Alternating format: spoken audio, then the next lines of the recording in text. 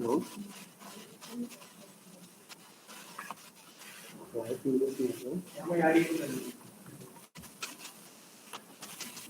Hello. Am I audible? Hello. Yeah, sir. Okay, sir. Good afternoon to all of you, sir. Sir, respected Dr. P. Bhaskar Rao Garu, Commissioner of Collegiate Education of Andhra Pradesh, and Dr. R. David Kumar Garu of this Arts College Principal and Joint Director of Collegiate Education of Andhra Pradesh, and eminent speakers of this webinar, and my dear participants, good afternoon and a hearty welcome to one-day national webinar on mangrove ecosystems of India, current status. Now, our respected Dr. Annapurna Madam will interact with you about brief description about our college.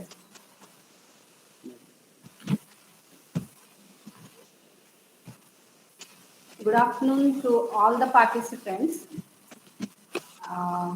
Chief patron of this national webinar, Dr. Kola Bhaskar Garu, CE, Andhra Pradesh, Commissionerate for Collegiate Education. Our principal, Dr. R. David Kumar Garu, and the Joint Director for the Andhra Pradesh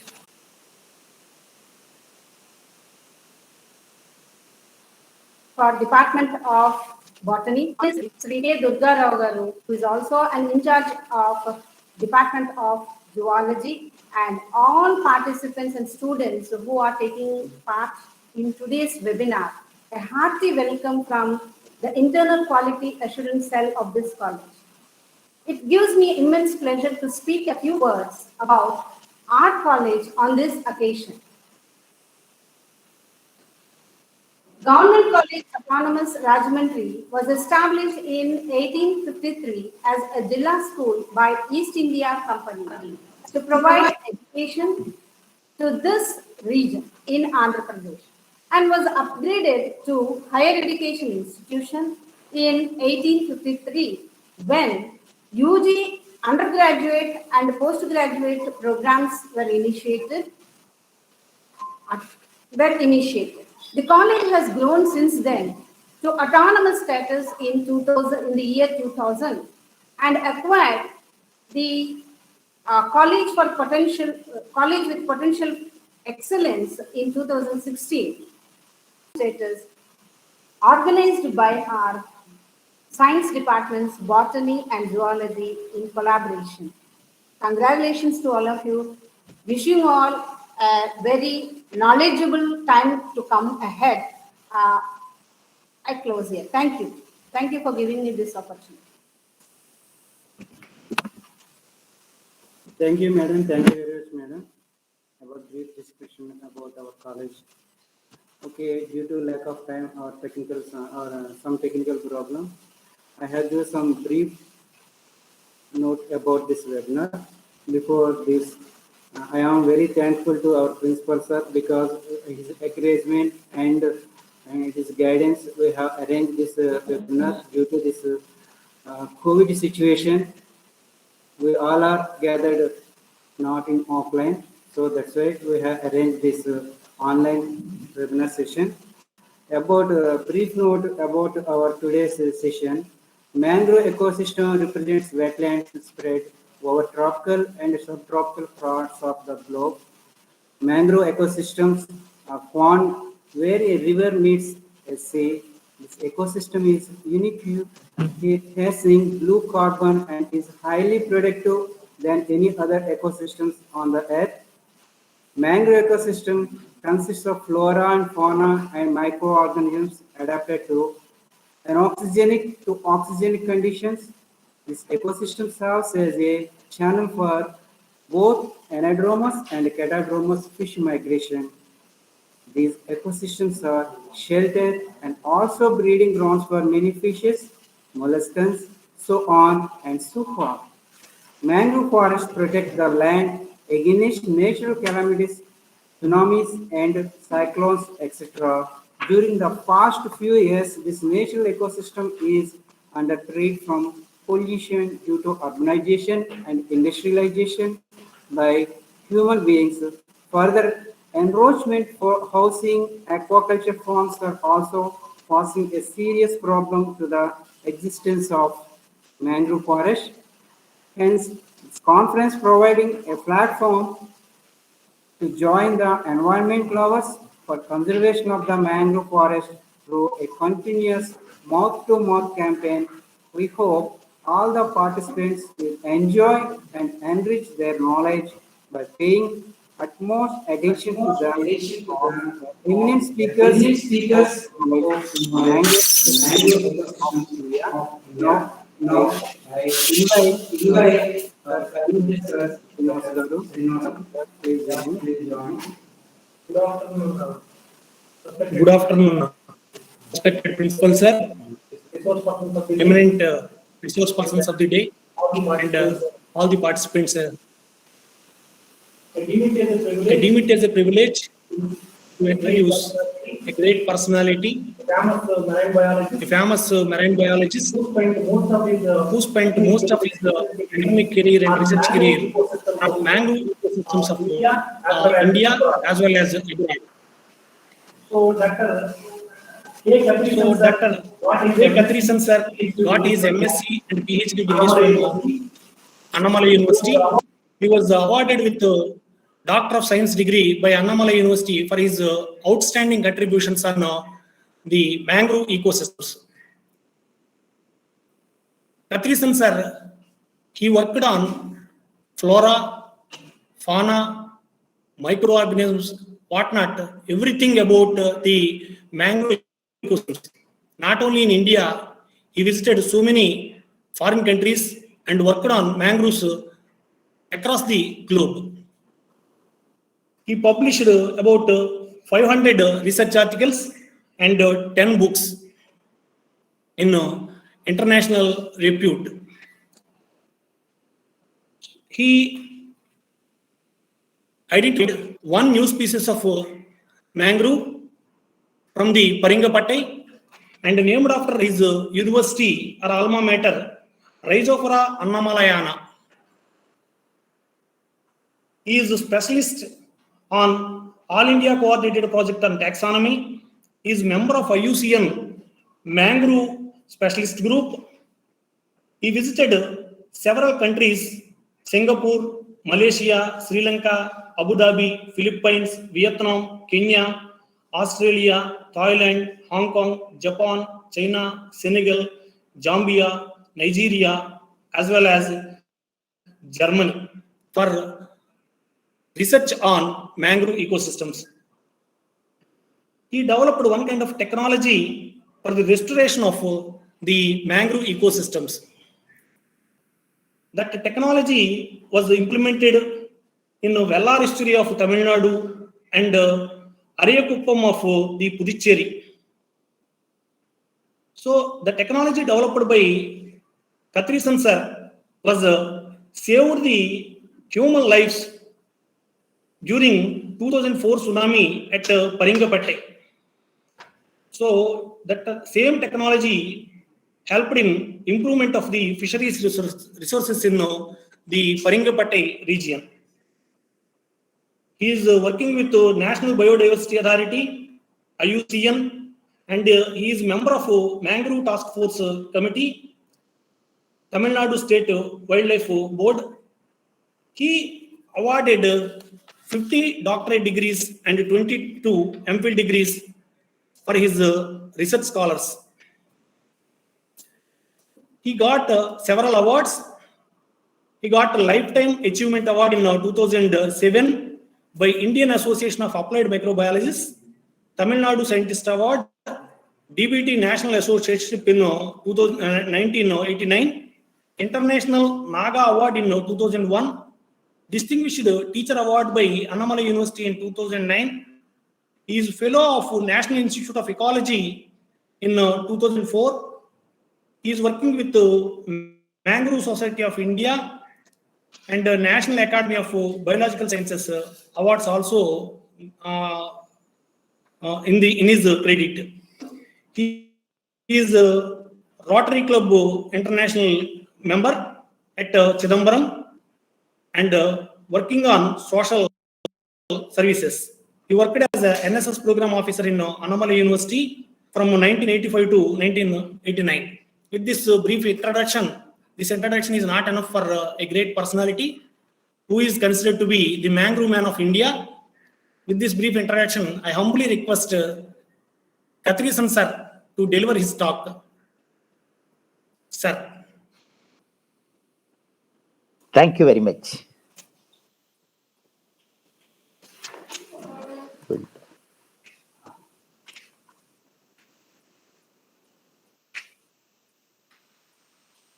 F5. Huh?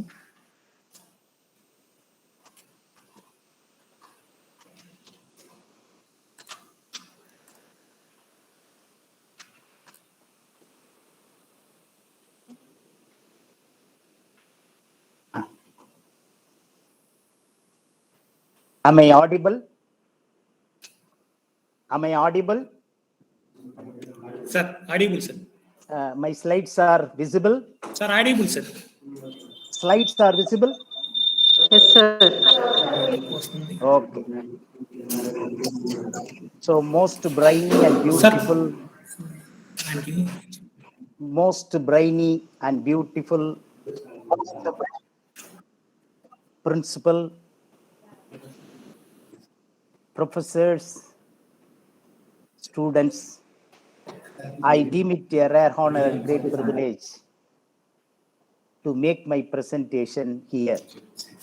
One among the best colleges ever seen in my lifetime is none other than Rajamundri Government College. It's not an exaggeration. Just because you have invited me, I am appreciating your college.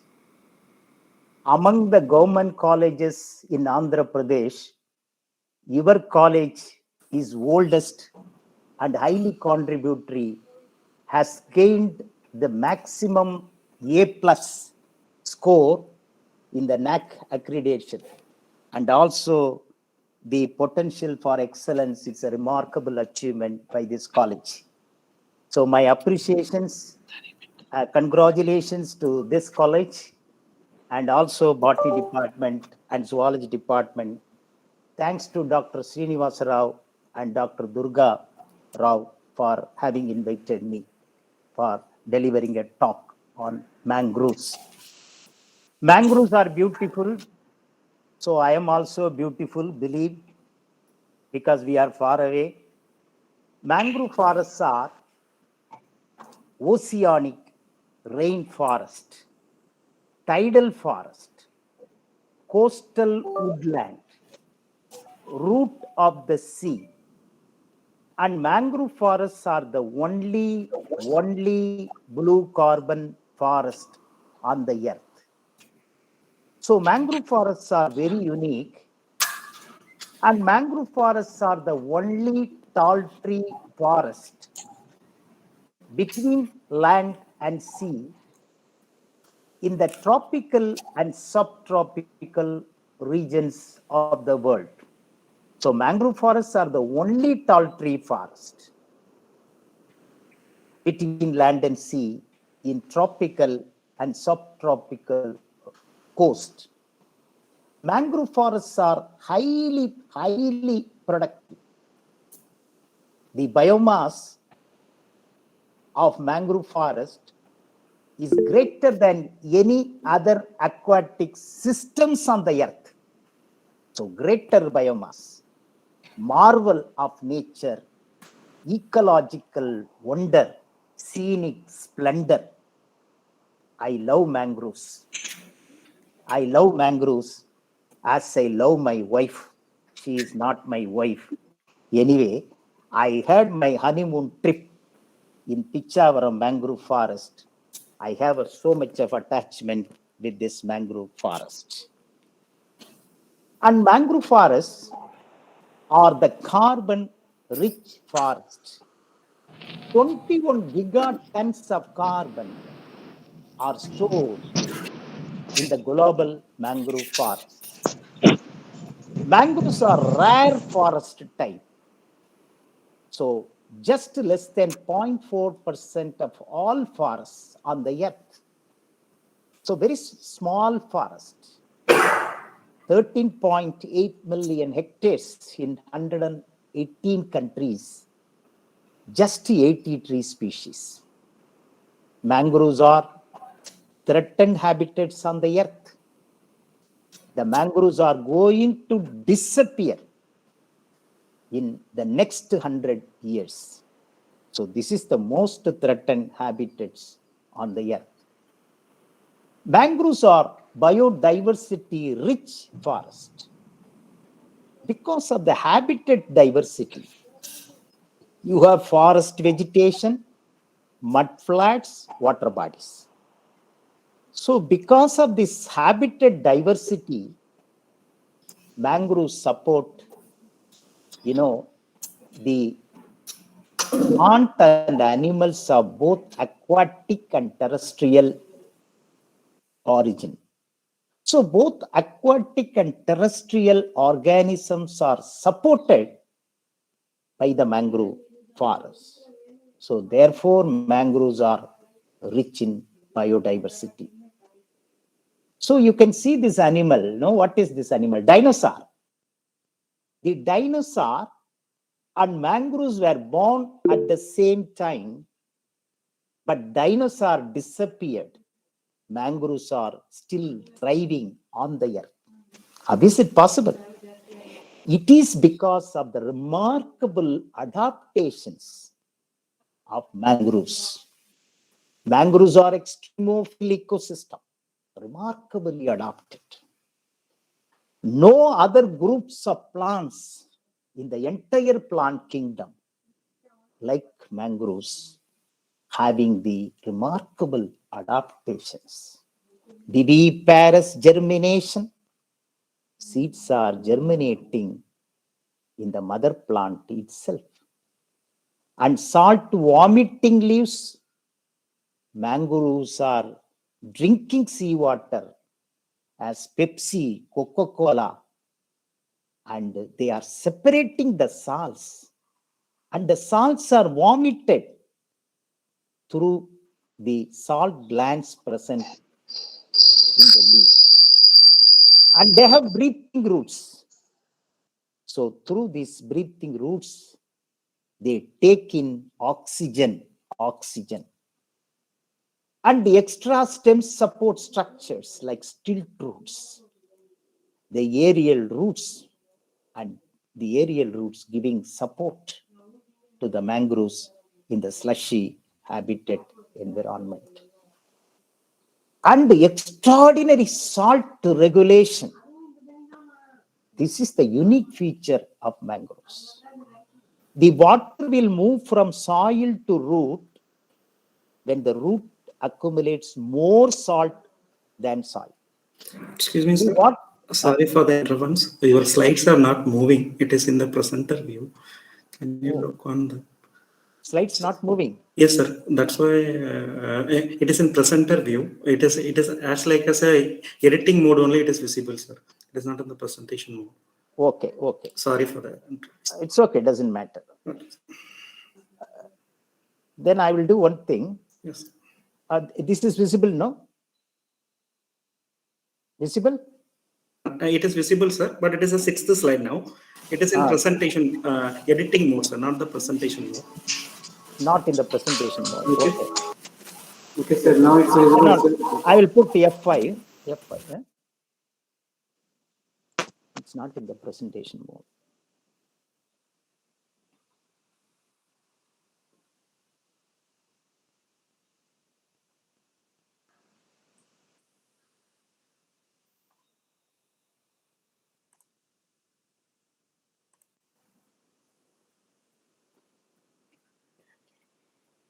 Is it visible now? The slide is visible, 6th slide? Yes, sir. Sir, actually, you are seeing in the presentation mode, but here it is the display is like say editing mode. Okay. Yes. Now it's okay? Is it okay?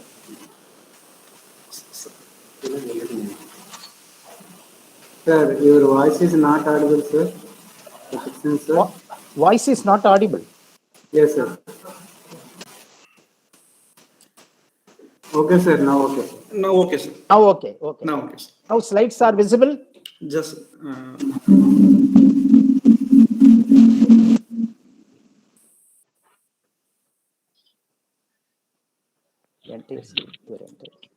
yes.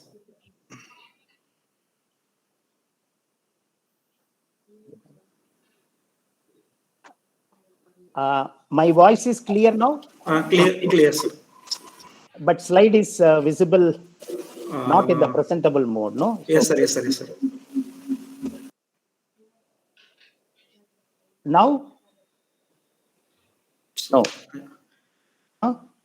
Now also it is the same editing mode, sir. Okay, right. I think I can proceed that way. Yes, sir. Okay, sir. Okay, okay.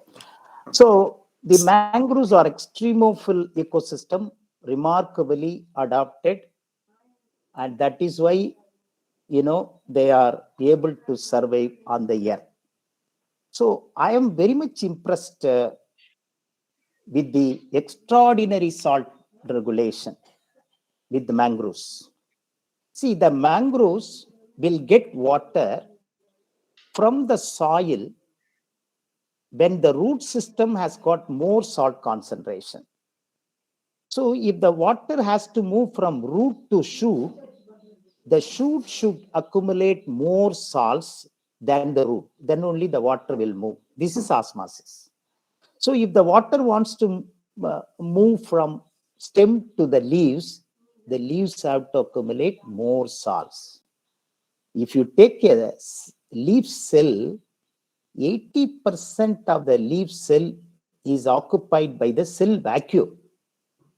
And the cell vacuole has more salt concentration. Whereas protoplasm is just 20% of the cell volume. So less salt concentration. So by osmosis, the water has to move from protoplasm to cell vacuole. Suppose if it happens, the protoplasm will dry, the cell will die, the plant will die. But it is not happening. So something is happening against osmosis, and the cell is saved. So this is an extraordinary salt regulation at cellular level in the mangroves. Nowhere you can see such a wonderful adaptation. Genera of Rhizopora and Avicennia, they are of worldwide distribution. For example, this is Avicennia. You can find it in the arid and high saline environment. In Andhra Pradesh, you can see the abundance of Avicennia species. The Rhizopora species can be found in the mudflats and estuarine environmental conditions. In India, we have 4,975 square kilometer of mangrove forest. This is total 4,975 square kilometer of mangrove forest, of which 43% is present in Sundarban. Sundarban has got the highest mangrove cover in India, 43%. The second largest is Gujarat, 24%. So totally, it is 67% of the Indian mangrove forest cover is present only in two places, Sundarbans and Gujarat. The Sundarban and Gujarat, these two areas are having a very rough coast, very, very rough coast, with the tidal range between 2 to 7 meters, very tall, tidal range, very rough coast. So in the most adverse condition, a vast area of mangrove forest is present. And also Sundarban and Gujarat, they are located in the extreme conditions. Sundarban is wet and humid, and Gujarat is arid and dry. But only in these extreme conditions, you can see the vast area of Indian mangroves. This is an interesting feature of Indian mangroves. The east coast of India has 57% of mangrove cover. West coast, 31%. Andaman Nicobar, 12%. So why the east coast of India has more mangrove forest cover? The reason is the east coast, if you take a cross section of our country, the east coast has got the smooth slope, and all the mighty rivers are present along the east coast of India, and they are forming the deltas. So the deltas are very favorable for mangrove colonization, whereas the deltas are absent due to funnel-shaped estuary along the west coast. And even though mangrove forest cover is more along east coast of India, because it is a smooth slope, it is vulnerable to sea level rise, cyclone, flood, and coastal erosion. Can you identify this most beautiful picture and the specimen? Is myself only. This is the most beautiful picture ever taken in my lifetime. Even in the marriage album, I am not beautiful, but when working with mangroves, I am very beautiful. What I have done is, I have traveled all the mangrove forests of our country along with my student Dr. Rajendran, and collected and compiled the plant and animal species, totally 5,747 species in Indian mangroves. No other countries in the world have recorded so many species in the mangrove ecosystems. So Indian mangroves are globally unique because it has the highest record of biodiversity. So 43 true mangrove species, 880 other floral species, and 4,822 faunal species. In Andhra Pradesh, I have recorded 19 true mangrove species, plus 51 mangrove associate species. So totally 70 species in the mangrove forests of Andhra Pradesh. So Andhra Pradesh is rich in the diversity of mangroves. Which is the mangrove plant paradise of the world? If you ask me a question, we can boldly say Pittarkanika, Odisha. Pittarkanika, Odisha has 74% of Indian mangrove species. And Sundarban is named after Sundari, and this is Heritira fomis. But Heritira fomis is disappearing in Sundarban, but this is abundantly present in Pittarkanika. So Pittarkanika is the mangrove plant paradise of the world.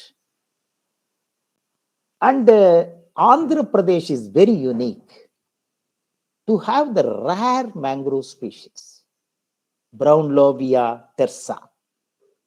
It's a rare species belonging to Malvaceae, and Xylocorpus granatum iliaceae, and Scyphiphora hydrophyllaceae, so belonging to Rutaceae. These are all the rare mangrove species found to be present in Andhra Pradesh only. And the rare mangroves in Andhra, Soneraceae alba, Aegialitis roundtentifolia. And these species are present in one or two places of other states, but Andhra has got all these rare species. That is the unique feature of Andhra Pradesh. The mangrove faunal paradise of the world. Which is that? Which is the mangrove faunal paradise of the world? Sundarbans.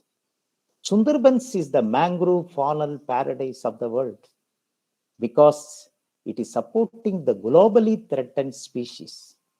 Tigers, fishing cat, gangetic dolphin, estuarine crocodile, horseshoe crabs, water monitor lizard, river terrapin. And Sundarban is the largest mangrove forest in the world, India and Bangladesh put together. And only Sundarban is the only mangrove tiger kingdom of the world. So you can find tigers only in the Sundarbans mangrove forest, in no other places in the world, mangroves. The world's largest nesting site of sea turtle, olive ridley, is present nearer to the mangroves in Odisha, the Agirmada coast in Odisha. And very interestingly, if the temperature is low, the egg will hatch out into male. If the temperature is high, the egg will hatch out into female. After hatching out, 70 days of hatching, the young ones take 356-degree turn and migrate.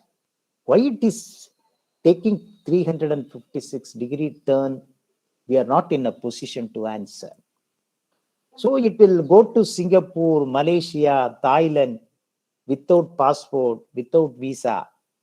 And after about 70 years, these organisms are attaining the maturity, coming back to the same place where it was born and laying the eggs. You see the sense of nativity of this sea turtle. Mangroves are the habitat for endemic wildlife species. For example, brown-winged kingfisher, greater flamback, and magpie robin, and mangrove pit viper, and mangrove whistlers. And these species are present only in the mangrove forest. So they are endemic wildlife species present only in the mangrove forest. This is the unique feature. And the mangroves are supporting these endemic wildlife species. Very important today is climate change. Mangroves are extraordinary in carbon sequestration and climate change mitigation. You know, in the recent global meeting held in Glasgow, the world leaders discussed about mangroves, potential of mangroves, because mangroves have extraordinary potential in carbon sequestration. And the mangroves have 5 times greater efficiency in carbon sequestration than any other forest on the earth. And I have found when you compare with the barren area, mangrove soil has 10,000-fold higher carbon sequestration potential. Why the mangroves have so much of potential in storing carbon? The reason is the anaerobic condition. The soil is mostly free from oxygen. So the carbon is not oxidized into carbon dioxide. So the carbon is stored for millions and millions of years due to the anaerobic conditions. Whereas in other forests, carbon is stored for a few decades. Whereas in mangroves, carbon is stored for millions and millions of years. So I have calculated our Indian mangrove forest, you know, the cover of 4,975 square kilometer, absorb 93 million tons of carbon dioxide daily. And this value is 372 million US dollars. So much of potential the mangroves have in carbon sequestration. My dear friends, today the problem is atmospheric carbon dioxide. The average atmospheric carbon dioxide is 414 ppm, the world average. And when the carbon dioxide level in the atmosphere is high, it will affect the human health and causing the symptoms exactly similar to COVID. Body pain, headache, fever, and all these symptoms are exactly similar to atmospheric carbon dioxide. So therefore, the mangroves play a vital role in mitigating the climate change impact. And the mangroves also keep the environment cool, because mangroves are absorbing carbon dioxide. Otherwise, carbon dioxide will absorb the sunlight and heating up the environment. So this is proved in Abu Dhabi city, in United Arab Emirates. The Abu Dhabi city was very, very hot. The Abu Dhabi city developed mangrove park, right in the center of the city. After the development of this mangrove park in the city, the whole Abu Dhabi city is cool. It is because of mangroves. So mangroves are air conditioner and reducing the heat. And at the same time, climate change are having the impact on mangroves, changing the phenology, and the leaf growth takes a long time. Instead of 2 times a year leafing, only 1 time of leaf formation. Early flowering, early fruiting. The pollinators may starve. The bats, bees, and birds may starve or move to other places because of the heat. So without pollinators, mangroves may not reproduce properly. So these impacts are there on mangroves, mangrove physiology and phenology. Mangroves support fishes for coastal food security. No mangroves, no prawn. No mangroves, no crab. No forest on land, no fish in the sea. So mangroves serve feeding, breeding, and nursery ground for prawn, crab, mollusk, and fish. 75% of the tropical fishes are born within mangroves. So mangroves are very important for supporting the fishes and coastal food security. And the hydrological connectivity is an important factor. Mangrove, freshwater, and seawater. These are the 3 important components of mangrove system, and this interconnectivity is very, very important. For example, the rainwater brings fresh water from the upstream area with nutrients and sediments to mangroves. But unfortunately, we are constructing bridges, we are constructing barrages, we are constructing obstacles. So therefore, the freshwater movement from upstream region is prevented. And also the river mouth, most of our river mouth are silted. So when the river mouth is silted, the tidal water or sea water entry is prevented. Not only that, the marine fishes are going to mangroves and upstream area for breeding purpose. Fishes are going to seawater when the river mouth is blocked, when the dams are constructed, and this hydrological connectivity is obstructed or affected.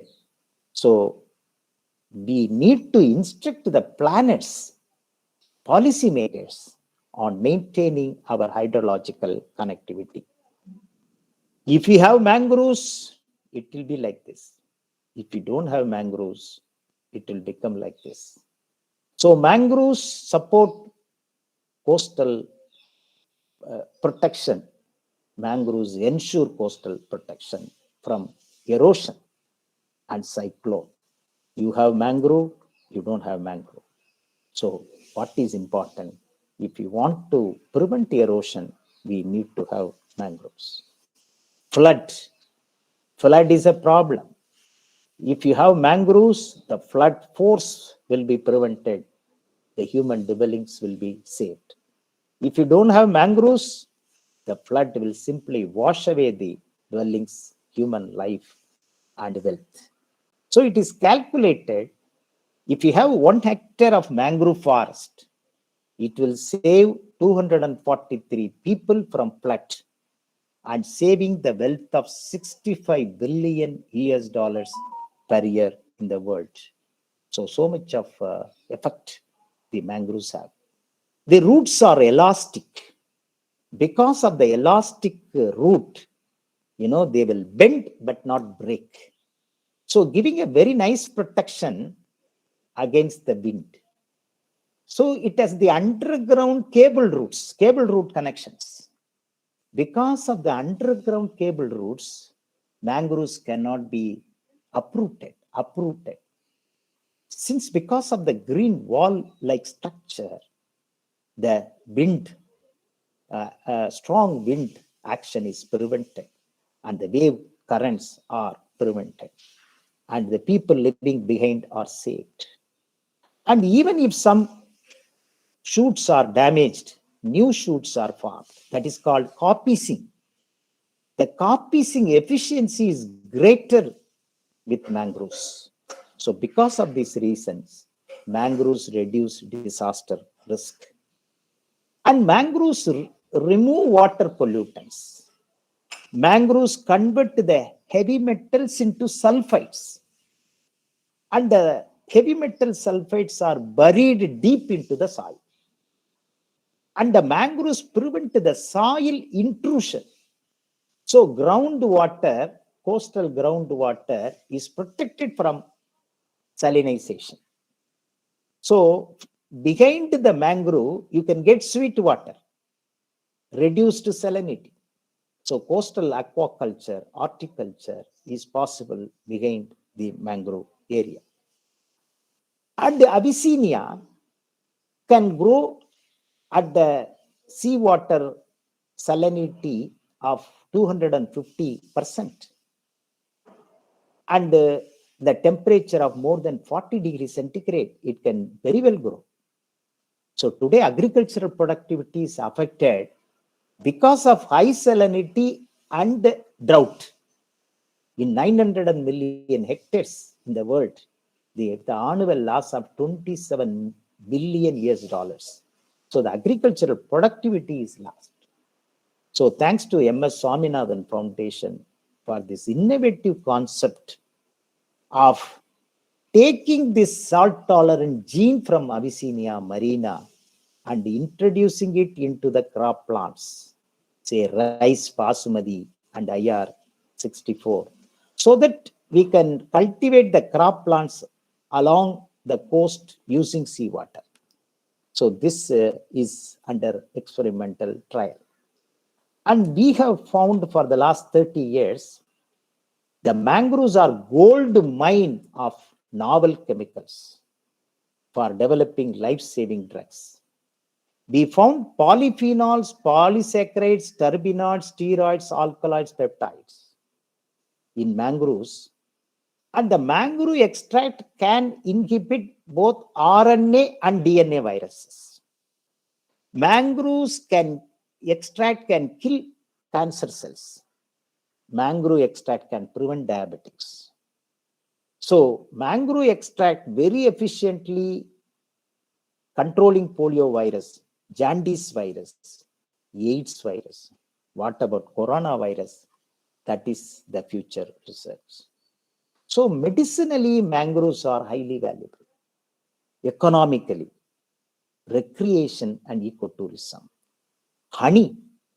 In Sundarban alone, every year we are getting 50,000 kg of honey. And protein-rich fodder. In Andhra Pradesh, buffaloes, they are very happy. Also in Tamil Nadu, the buffaloes feeding on the mangrove leaves are very happy, giving more milk. So, the protein-rich fodder.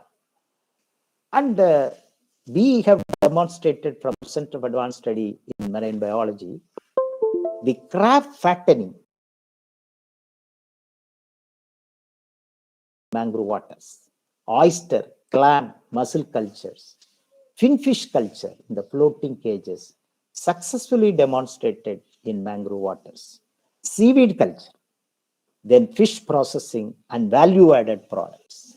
So if the mangroves are integrated with aquaculture, we can get lot of profit.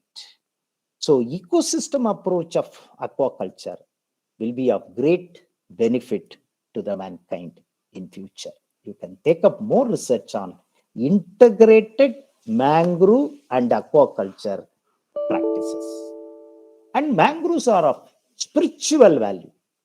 I have seen in Andhra Pradesh, in many places, people are worshipping the mangrove species Exocaria agaloka. So this is a poisonous plant. If the latex falls into the eyes, blindness will be caused. So Andhra coastal people are worshipping this species. In Tamil Nadu, it is being worshipped as Thala Vriksham or a temple tree in Lord Nadaraja temple. And mangroves are worshipped in Sundarban mangrove forest. And the mangroves have got tremendous spiritual value. Mangrove cover is increasing in India annually by 0.7%. But the world mangrove forest is lost every year at the rate of 0.1%. So India mangrove is increasing. 2017 and 2019 alone, 54 square kilometer increase in the mangrove forest. And in Andhra Pradesh, only marginal increase, just 0.04% increase during this period. India had 6,000 square kilometer during 1960s. Now we have 4,975 square kilometer. In Andhra Pradesh, presently we have 404 square kilometer of mangrove forest. And between 1987 to 2013, Andhra Pradesh mangroves lost by 5.95 square kilometer. So whatever it is, India is performing better in the management of mangroves in India. And there are three approaches, promotory. In the promotory approach, we have identified 38 mangrove areas by Government of India. And in Andhra Pradesh, we have three areas, Koringa, East Godavari and Krishna. So in these three places, management action plan is being implemented. And the regulatory, the law, and then participatory community involvement. This community involvement has been successfully demonstrated by MS Swaminathan Foundation in Andhra Pradesh mangroves, thanks to Dr. Ram Subbu. For salinity is high, the available nutrients low. When the nutrient level is low, the beneficial bacterial counts are also low. So can we transform this situation, thereby converting the degrading mangroves into luxuriant mangroves? The answer was given by M.S. Swaminathan Foundation and Forest Department. And they developed a technique called restoration technique, canal bank planting technique. So in the fishbone model, they developed this technique for tidal flushing and restoration of degrading mangroves.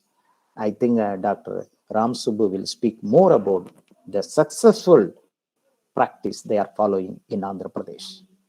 In my experience, youth power is the greatest power in the world. I taught mangrove botany only in the field.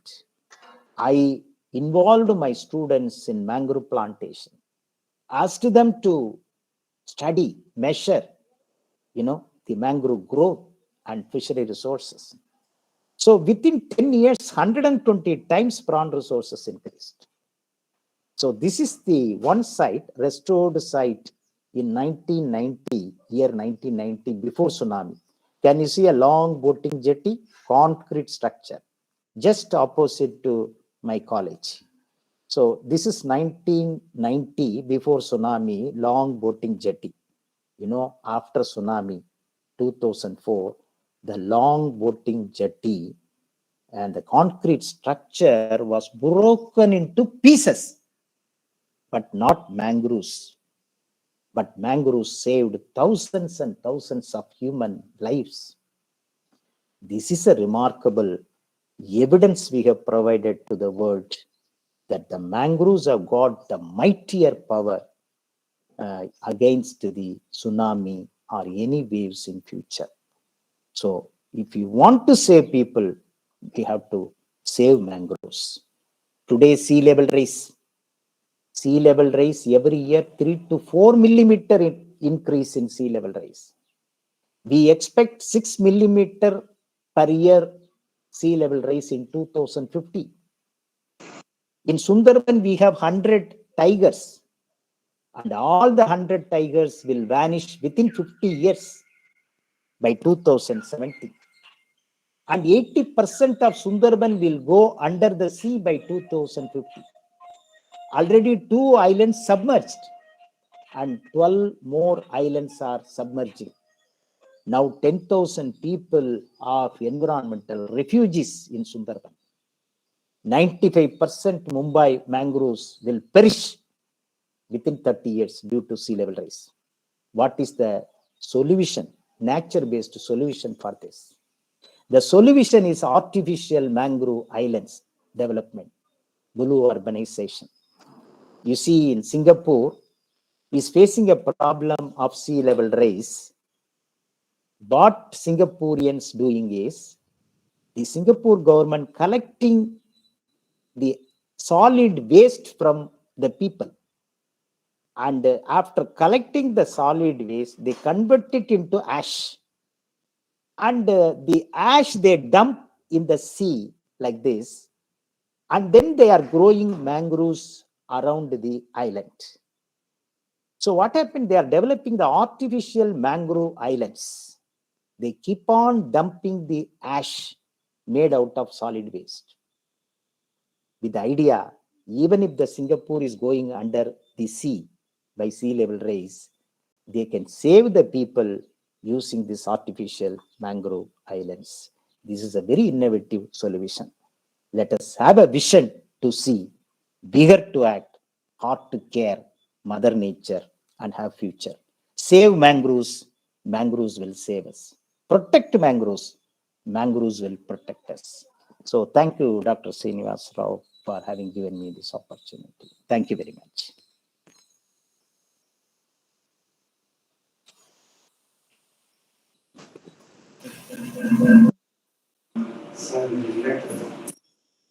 Thank you very much, sir.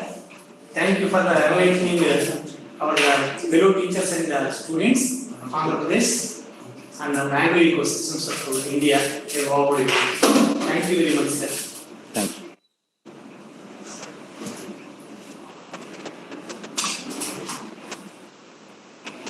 Now I request the participants to pose any questions to Professor Kathirison sir.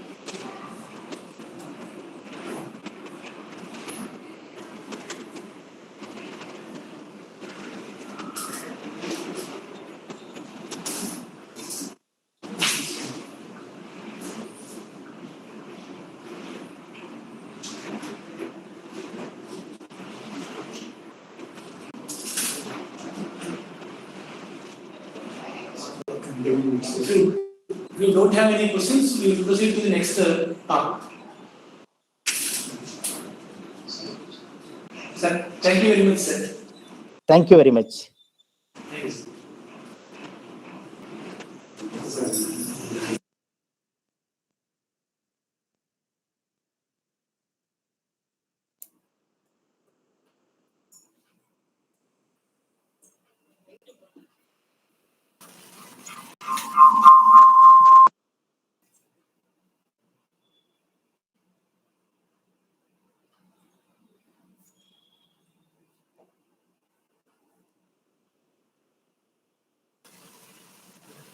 Okay, dear participants.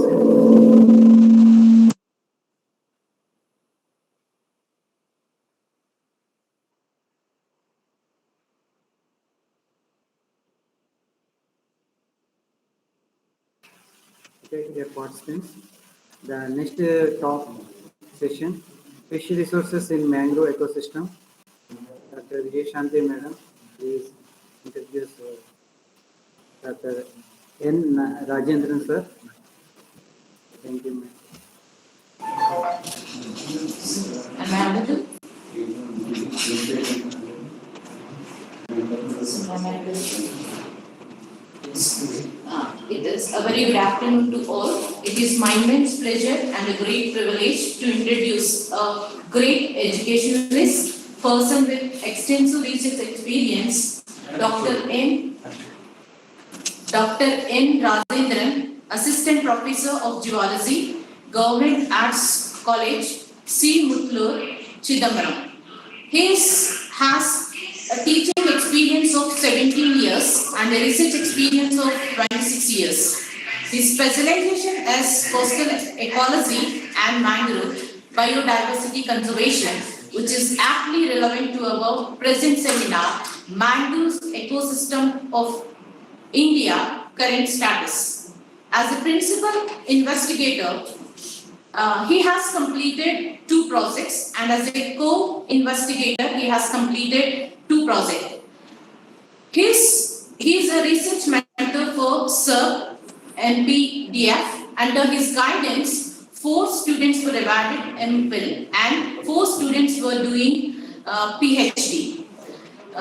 To his credit, he has published many international and national journals, of which he has published 23 national journals and 17 international journals, and about a 6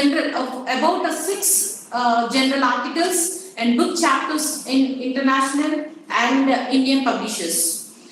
He has delivered around 15 invited talks, and also he has presented many papers in international and national conferences.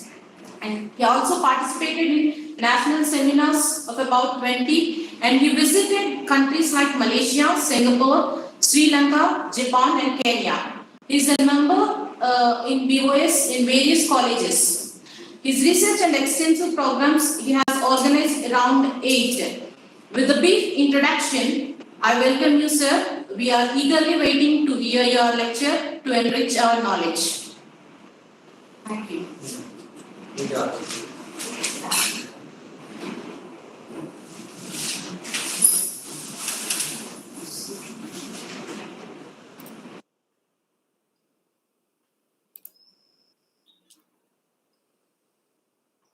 Hello.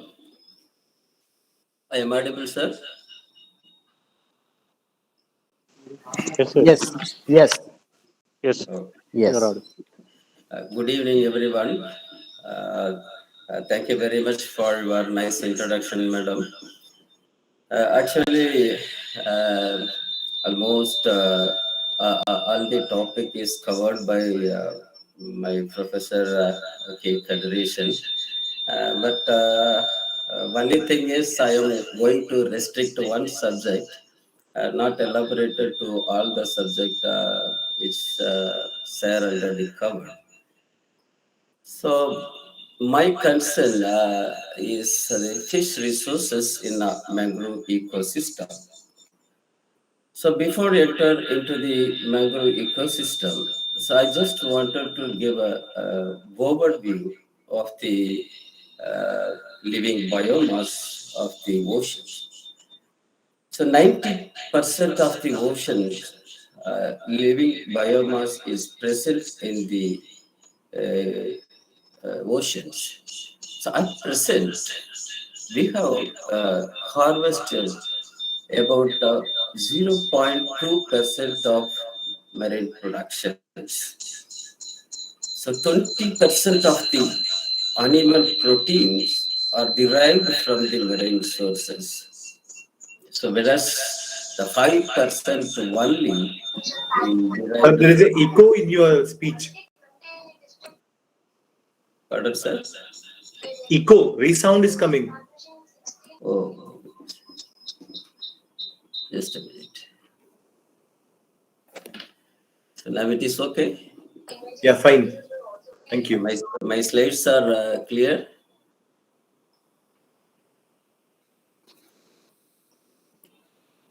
Sir, my slides are visible. No, sir, your slides are not found. Not found. Yes, sir. Um,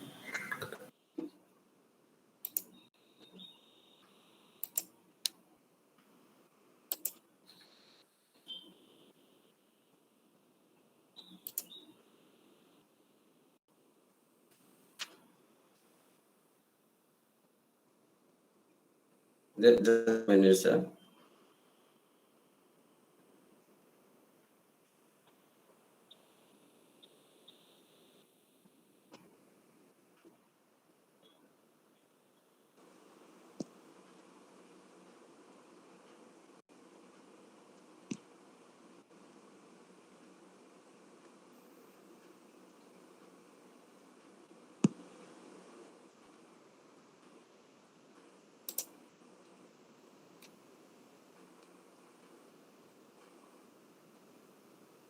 Is it okay, sir? Is it okay, sir? sir, not visible.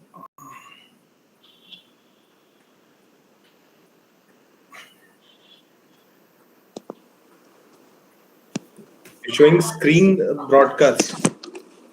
Just a minute. Just a minute.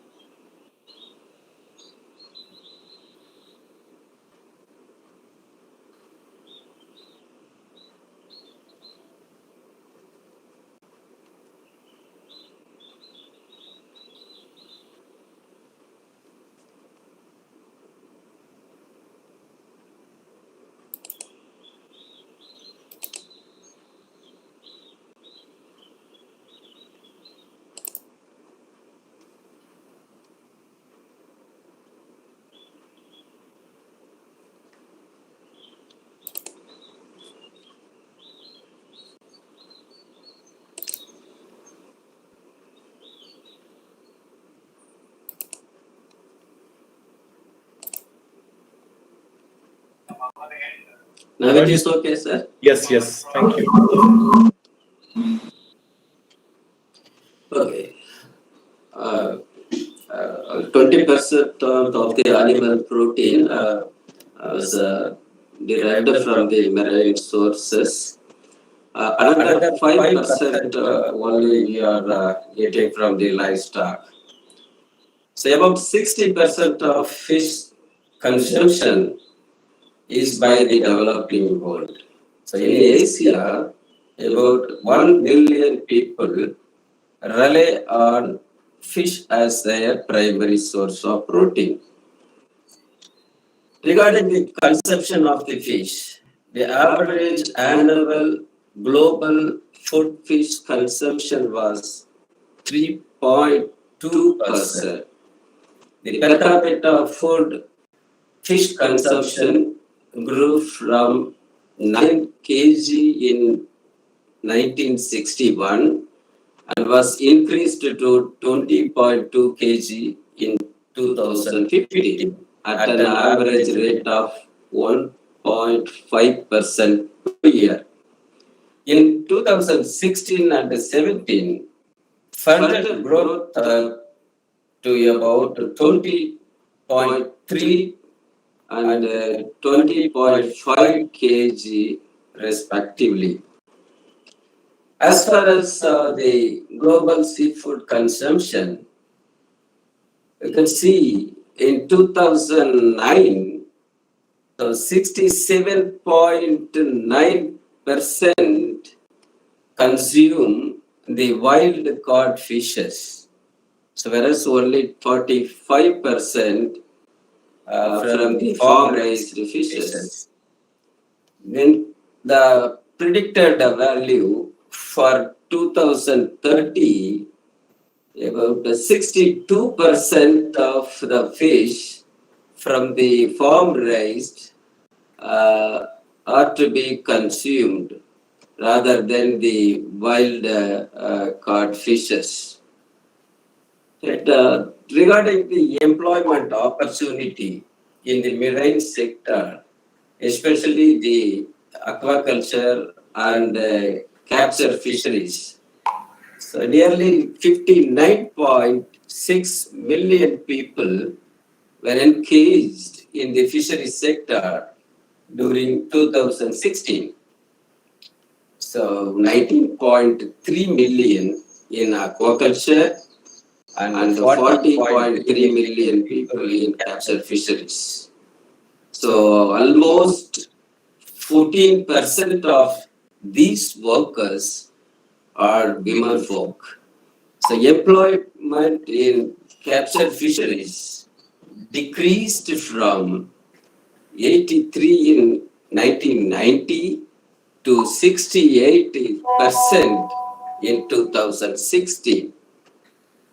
In aquaculture, correspondingly, this was increased between 17% in 1990 to 32% in 2016. So the sectors contributes to an economic value of nearly 65,000 crores annually by earning the foreign exchange. So the marine fisheries contributes the food security and provides employment opportunity to nearly 4.0 million people. As far as the landings in our country, West Bengal, Karnataka, Gujarat, Kerala, Maharashtra, Daman and Dayu witnessed a high in the marine fish landing, whereas the Andhra Pradesh, Odisha, Goa, Puducherry, and also in Tamil Nadu registered a fall in the wild catch in varying degrees. So coming to the mangrove fisheries or fish resources in mangrove ecosystem, as Sir already told, all the special adaptations which the mangroves have. The mangroves are structurally complex ecosystem. They retain fish, prawn, crab because of this complex ecosystem. The commercial fishery yields greater in luxuriant cores than the lesser mangrove cores. So because of the food availability, that means the litters which used as a food material for most of the marine organisms. So during the decomposition, the large amount of nutrients are released or the detritus food is formed. These detritus foods contributes the production in the mangrove environments. So litter production in our country is 8 ton per hectare per year. When compared to the Australia, it is very low, but Australia is the highest litter production, 23.7 ton per hectare per year. Whereas in Bermuda, it is 9.40 ton per hectare in year. So these litters initially broken by the crabs, especially the sesame crabs present in the mangrove ecosystem, and then followed by the microorganism decompose the broken leaves and form the protein-rich detritus food that is used for the fishes. The coastal ecosystem supports the fishery resources, say especially the mangroves, seagrasses, coral reefs. So these three ecosystems are very important, and the productivity is higher in the mangrove ecosystem, almost 70%, whereas in seagrass it was 30% and the coral reef was 10%. Globally, it was estimated greater than 80% of marine catches are directly or indirectly depends on these three ecosystems. So 90% of marine organisms spend part of their life cycle in this particular ecosystem because of the complexity and the calm nature and the nutrient-rich environment. And as I told Sir, the hydrological connectivity, and also in the introductory part, they mentioned about the fish migration. Right here, I would like to give some justification for the interlink of the freshwater and the mangrove and the neritic water or the ocean water. So so without freshwater discharge from the upstream area due to rainfall, the ocean will not get fertilized. So because this freshwater, not only the freshwater is going, along with the freshwater, the nutrients from the land origin and also the silt particles are brought from the freshwater and reaches to the coastal environments where the mangroves are present. So some quantum of the nutrients are settled in the mangrove ecosystem. Some quantum is washed away from the mangrove ecosystem and are settled in the ocean. The nutrient, not only nutrients, the organic carbon also brought from the freshwater and the mangroves and the estuarine environment trap all those materials and are supplying to the younger organism, those who are coming from the sea as a food. The anadromous fishes is migrating from the ocean to the freshwater region for their reproduction or spawning behavior.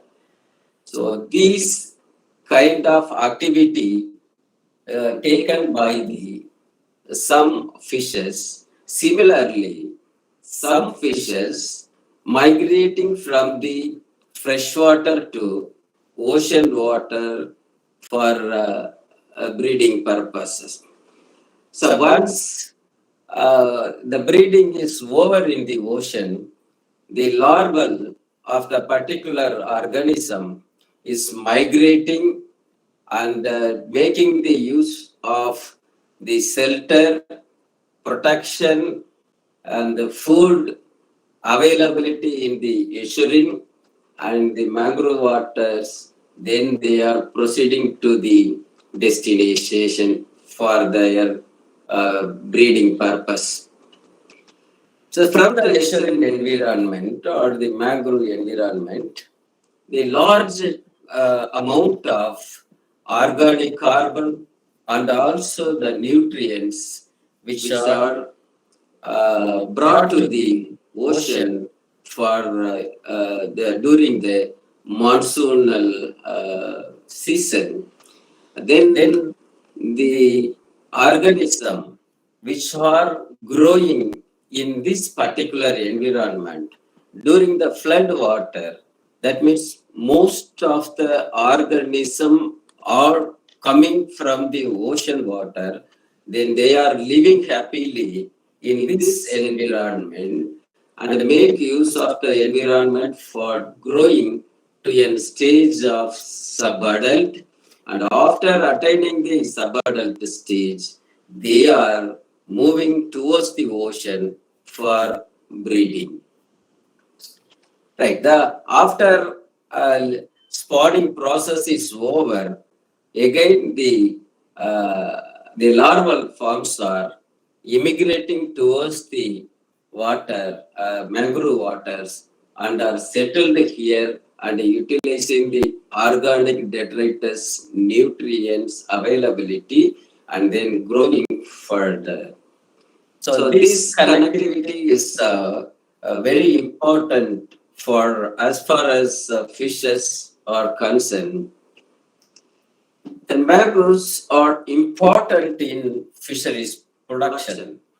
So globally, very important to provide food and income. So about 30% of all commercial fish species are mangrove dependent globally, producing annual catch of 30 million tons. So if the forest is not on the land, no fish in the sea. So this was quoted by one particular scientist, McNay. If no mangroves are there, no prawns are there, no crabs are there in the ocean. Why fishery resources are rich in mangroves? Because of the availability of detritus food, they are rich, they are found as an rich assemblages. They act as an specialized aerial root system. The presence of the specialized root system support epifaunal communities and algae. why these mangroves are important means, so larval forms don't have much developed mouth parts. They don't catch and eat.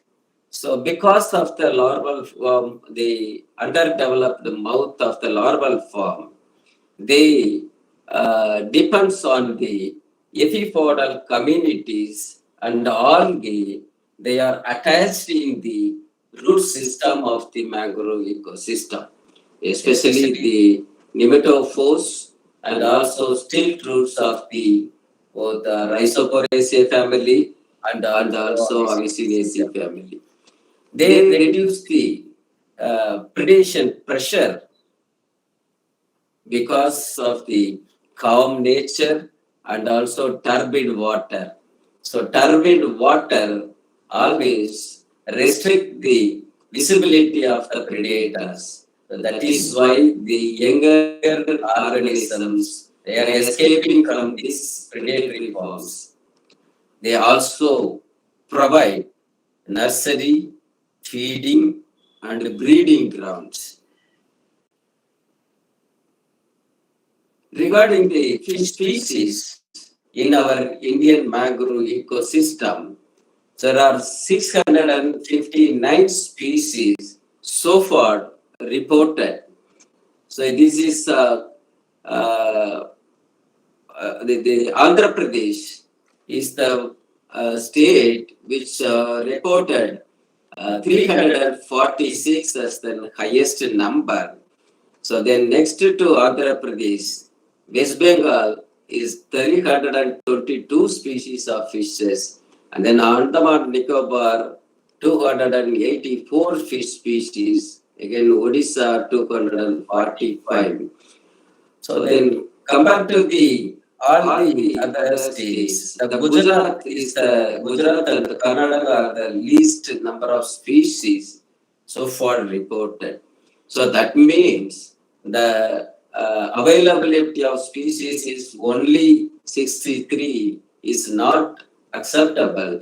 So it has to be thoroughly studied, and the studied material or the research material can be published openly. So then only that can be utilized or counted by the researchers or scientists or the governments. Then the number will be reduced or increased to take any type of decisions.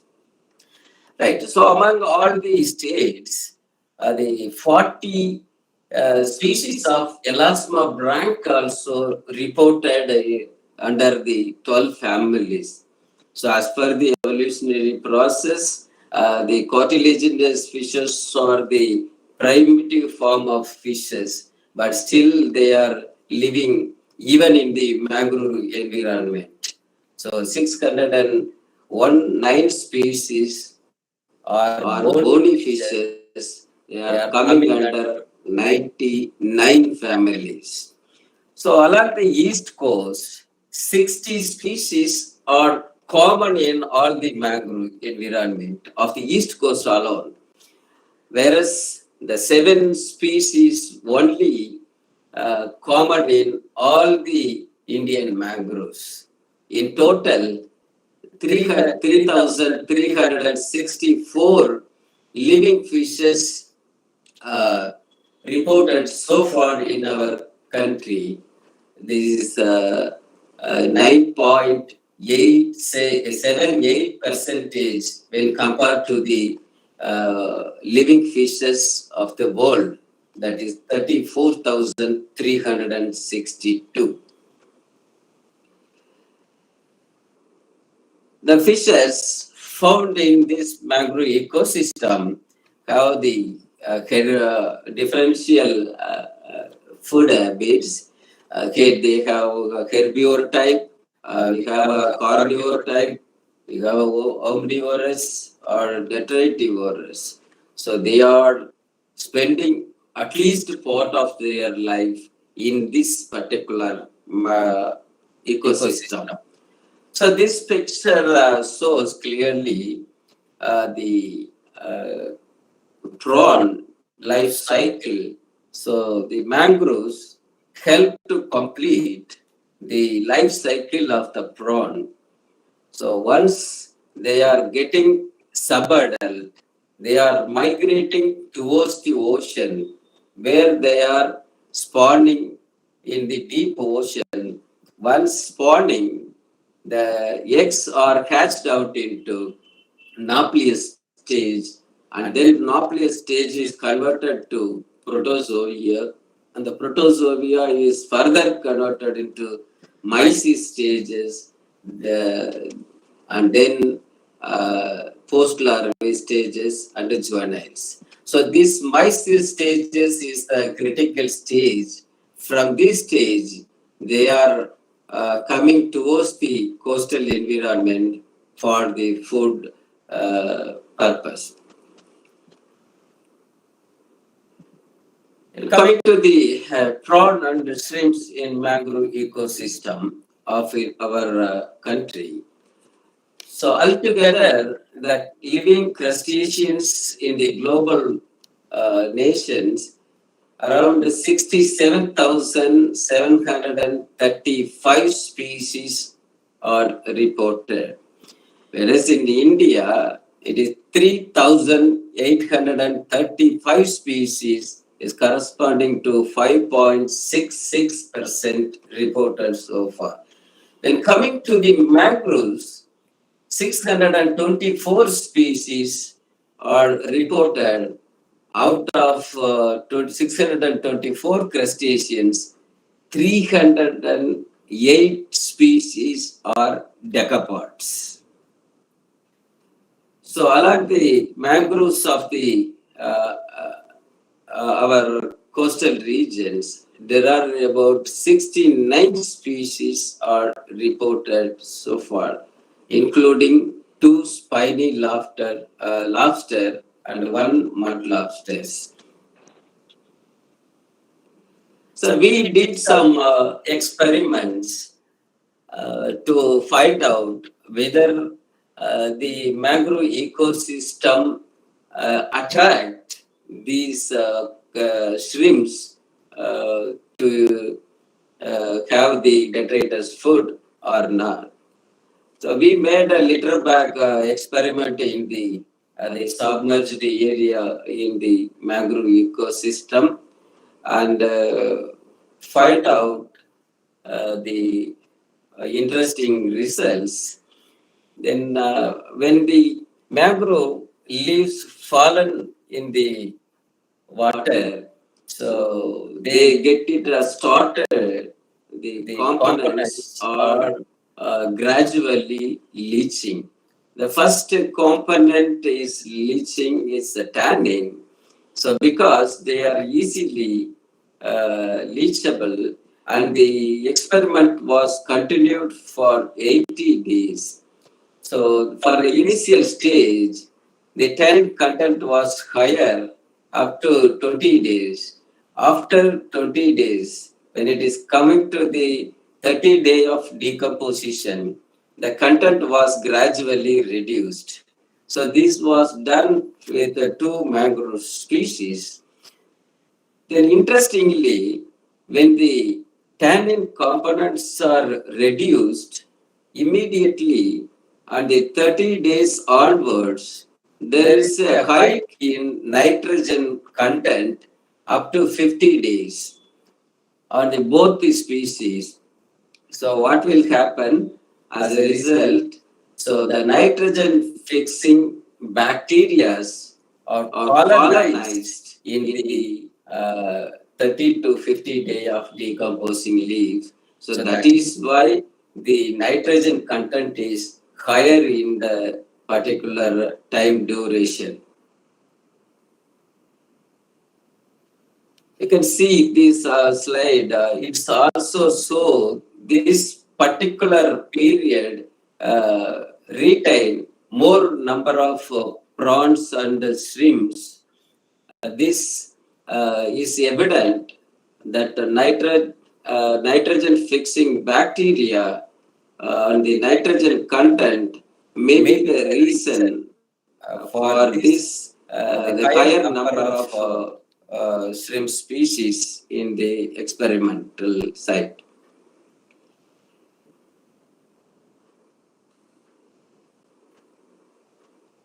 Right. So global fish catch and the revenue from mangroves. So nearly 767 kg of wild fish and crustaceans are harvested from 1 hectare of mangroves, which is more than the yield in extensive farm system.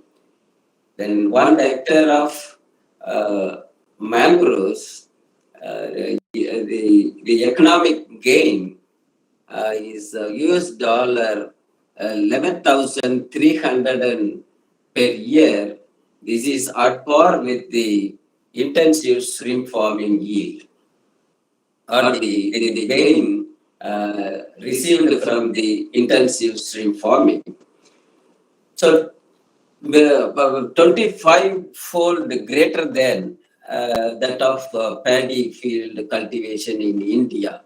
So, actually, the benefits was calculated by our professor that the economic gain from the mangroves are 25-fold greater than the income we are deriving from the paddy cultivation in our country. The fish diversity from different mangrove habitats of South India also studied by our team under the leadership of our professor. So for which we have selected 3 important mangrove sites. So one is mangrove rich environment, the Pichavaram. The second one is mangrove-less ecosystem, the Velar ecosystem. The third one is mangrove poor area of the Pondicherry of the Ariagopam of Pondicherry. Here you can see the mangrove-rich environment support 102 species of finfish and 17 species of shellfish, whereas mangrove-less environment support 86 finfishes and 17 shellfishes. Coming to the mangrove poor region, they support only 76 species and 10 shellfish species. So this shows there is a high connectivity between the mangrove ecosystem. Then yield of fin and shellfish and the economic gain from these 3 mangrove ecosystems were analyzed. So we found, actually, I'm sorry, this is an old data. It was taken in 2000. Actually, now the corresponding values are given here. This is the value right now they are selling. Right, finfish is higher in the Pichavaram mangroves where luxuriant patches are there, and 4.5 kg of finfishes per hectare per day they are harvesting. Whereas the Velar estuary, it is an estuarine environment where the mangrove plants are available in the banks of the estuary, and also we developed artificially more than 25 hectares in front of the marine biology station. The Ariagopam is the least stretch of mangroves with a highly polluted environment. So that is why the amount of catch is also very low in that particular estuary environment. But the value we obtained from the Pichavaram 675 rupees per hectare per day. Then Vellar 176 rupees, Ariangupam 255 rupees. Why here when the catch is very low, but the value is very high? So they collecting the larger size group of fishes in the mouth region of the estuarine environment. That is why the rate is higher even though in the catch is low. Then coming to the shellfish, so Pichavaram mangrove ecosystem support 11 kg per hectare per day. That is corresponding to the value of 2,200. Sorry.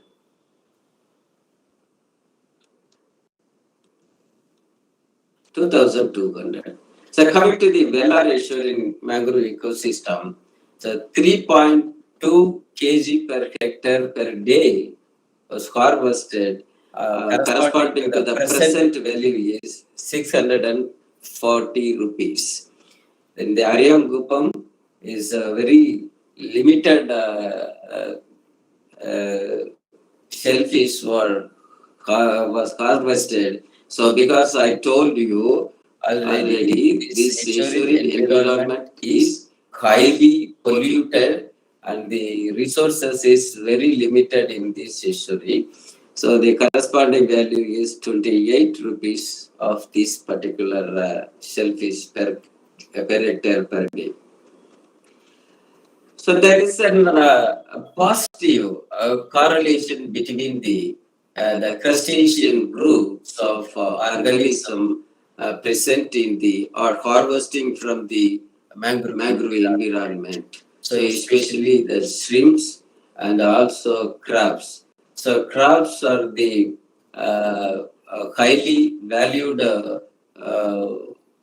food commodity along with prawn species in the mangrove ecosystem that have a higher positive correlation. So coming to the threat, so when we see the global threats to the biodiversity is the basis for the human survival and existence. It is fast disappearing, especially in the coastal environment.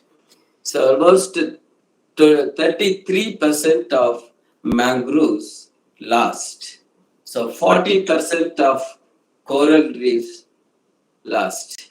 So another 40% of rivers are dying. So these two ecosystems almost facing severe threat.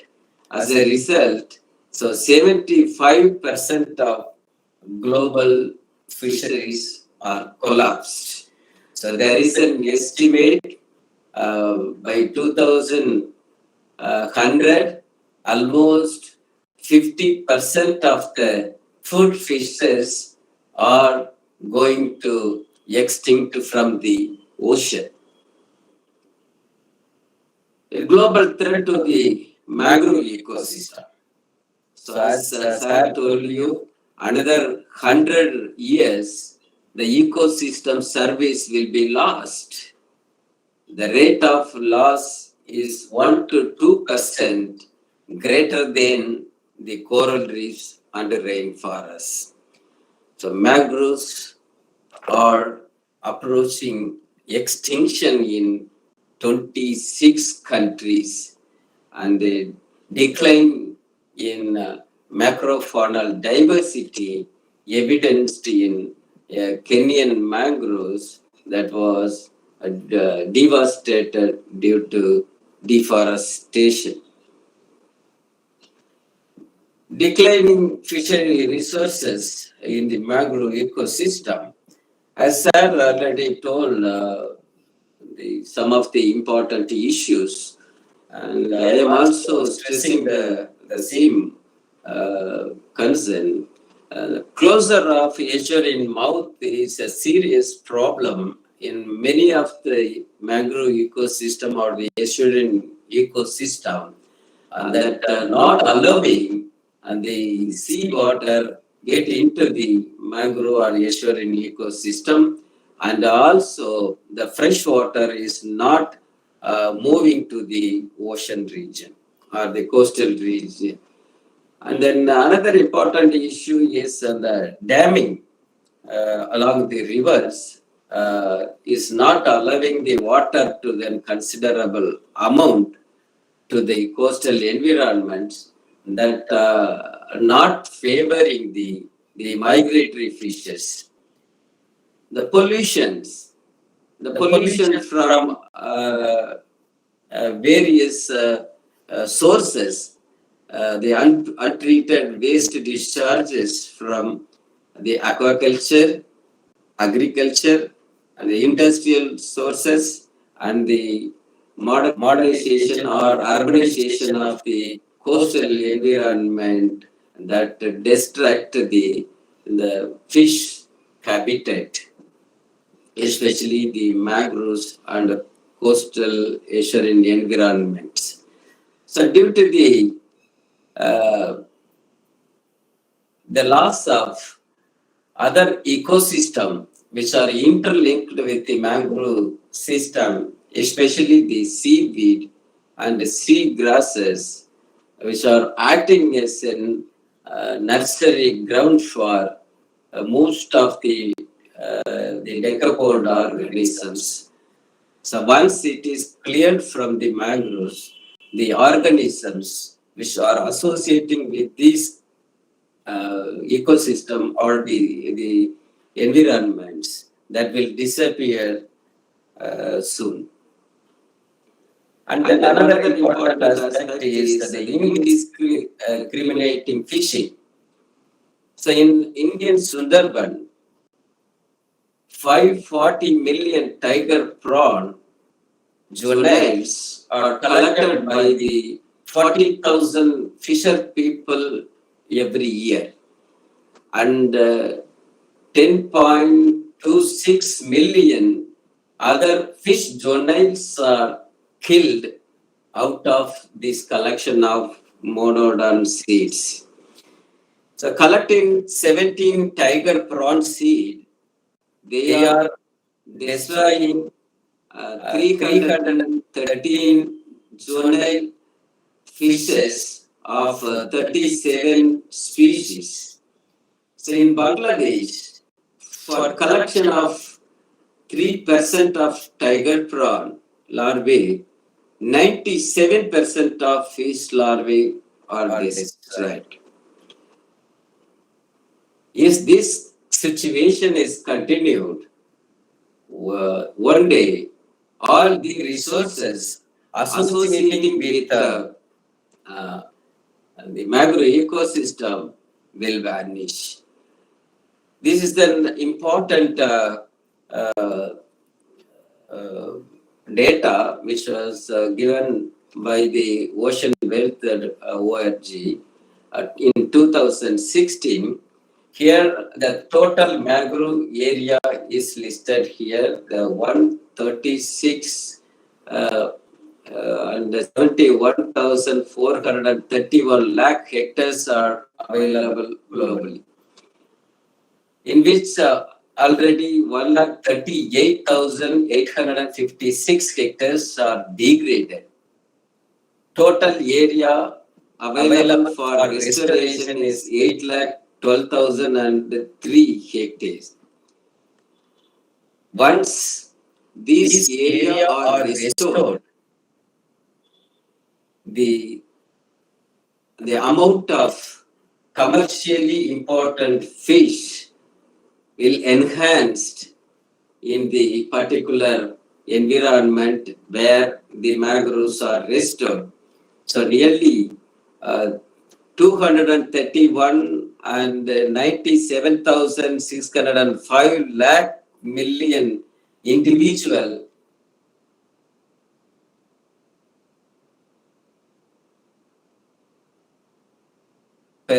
of the mangrove environment. So other invertebrates which are also available or attracted toward the mangrove environment are also increasing to 397 and 10,331 lakhs million individuals per year. East Asia, 15,900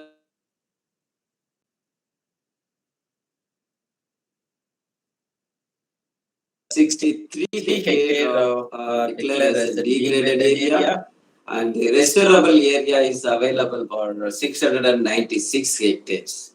Once the 696 hectare is restored, so we can retain 36 million individuals per year, and the other invertebrate 25 million individuals per year can be visited in the restored area.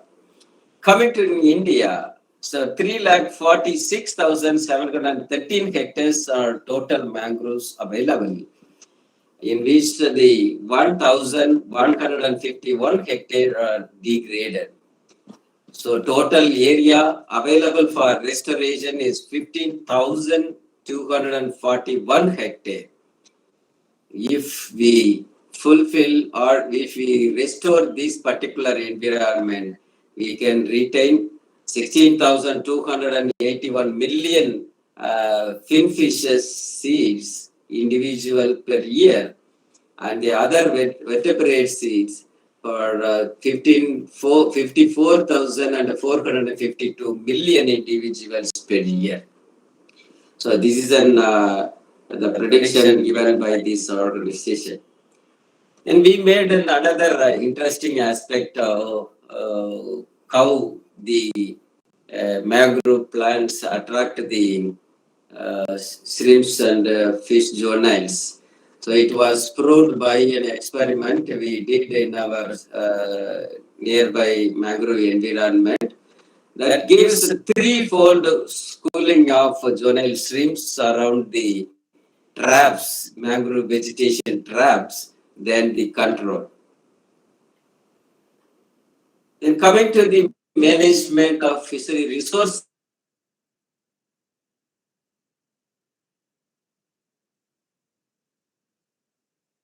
we discussed already that hydrological connectivity, and before discharging any kind of waste materials from industries can be treated and discharged to the environment. To consider new measures to counteract any unsustainable fishing efforts due to demographic pressures in future. So necessary to develop policies to conserve juvenile fishery resources in mangrove waters by net size regulations and by reducing anthropogenic pressures, at least from the core area of mangroves. So preserve the other ecosystem associated with this estuarine and also mangroves from the degradation.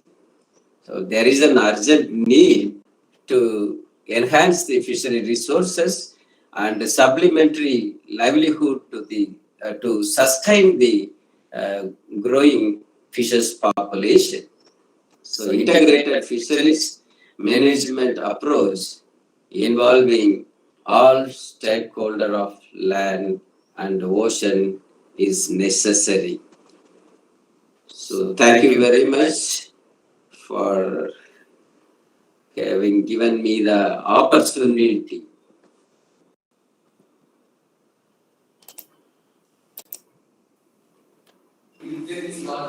Now it is open for a discussion.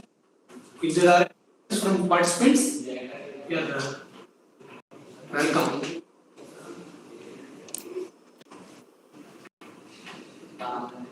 Sir, mic on check.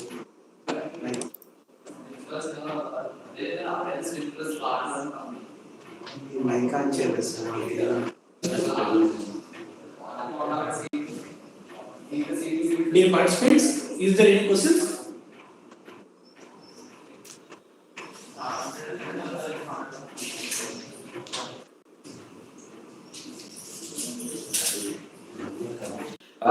Otherwise, I have given my email ID. If any doubt, you may send a message to me. If I have answer, I will reply you.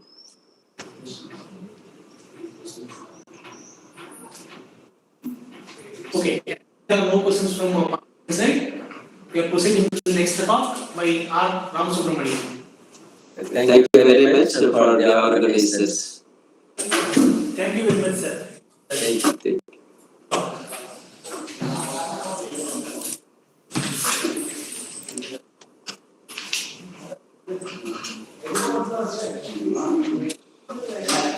Good evening to one and all.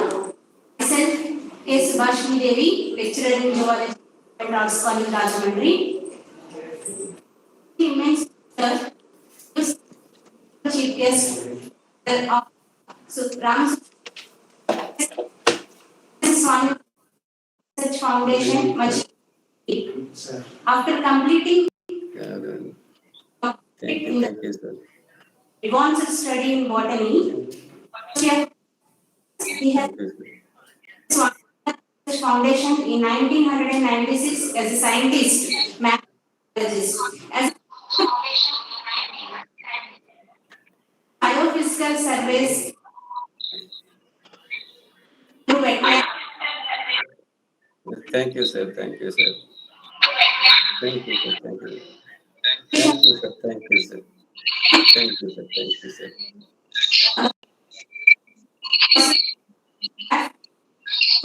சரிங்க sir.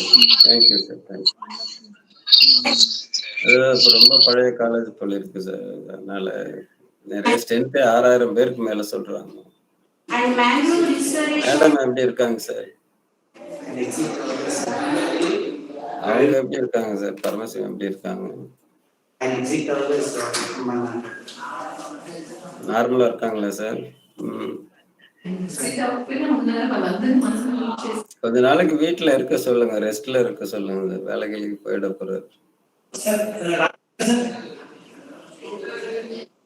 பிள்ளைக்கு என்ன எத்தனை பேர் இருக்கிறாங்க, செய்ய மாட்டாங்களா? அதுக்காக அவர் படுத்துக்கிட்டாருன்னா அவரை பாக்குறதா பிள்ளைக்கு? Hello, please unmute, Dr. Rajendran. Please mute. சரிங்க சார். சரிங்க சார். Thank you sir. தேங்க்யூ. அங்கேதான் சார் இருப்பேன். அங்கேதான் இருப்பேன் சார். நாங்க காலேஜ்ல Srinivas garu. Mute cheyamandi. Thank you sir. Thank you. Mangrove activities joins in the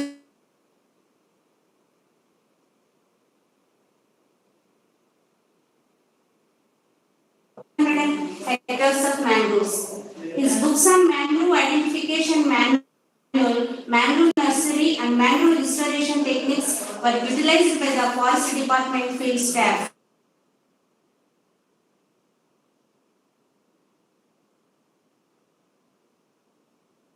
On the mangrove silviculture practices. Recently, we established a mangrove genetic garden with 25 mangrove saplings collected from east and west coasts of India, joined with the forest department in the Koringa Wildlife Sanctuary. And established agronomic practices to grow halophytes in saline soils by using salt water. He is a member of the Wetland Management Committee and the Red Cell Committee of the state of Andhra Pradesh. He has participated in several national and international training programs, seminars, and presented the work of the foundation. He has over 20 peer review publications in journals and co-authored in 5 books and 10 chapters in his credit.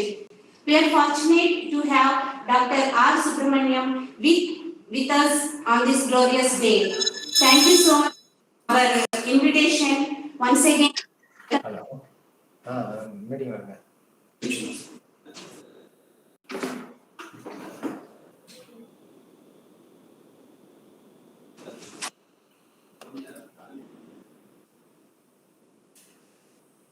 Good afternoon. I am audible. Yes, sir. Yes, sir, you are audible. Thank you very much for providing this opportunity. and thank you for introducing me. I'm Ramasubramanian from MS Swaminathan Research Foundation. I've been in Andhra.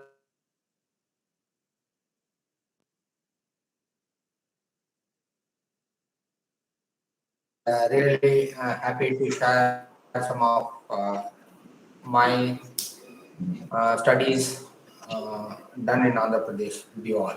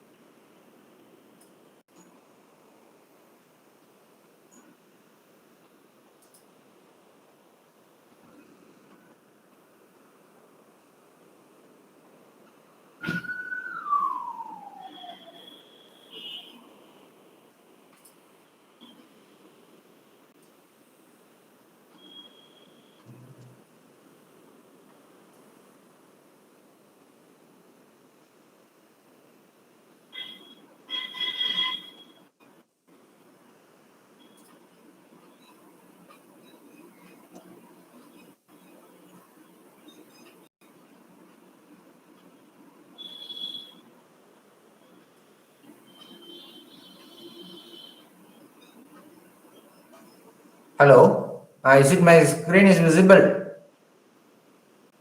Sir, visible, sir. Okay, thank you. Sorry, there's a small hitch. So, Dr. Kadrisan sir and Dr. Rajendran has explained about the mangroves. I'm not going into the details. The ecosystem services also has been described by them. In Andhra Pradesh, most of the small-scale fishers, they are depending on the mangrove wetland, especially for fishes, crabs, and shrimps and shells.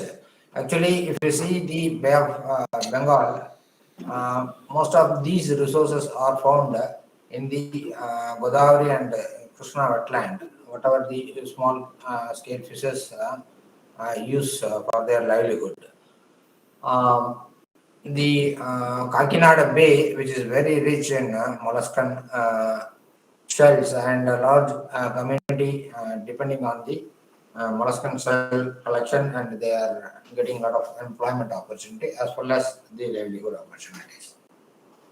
So mangrove roots, if you see, they are all highly modified root system, which not only traps the sediments, but also it prevents due to erosion, as well as it binds very firmly with the ground so that it can withstand the wind speed of about 200 kilometers per hour.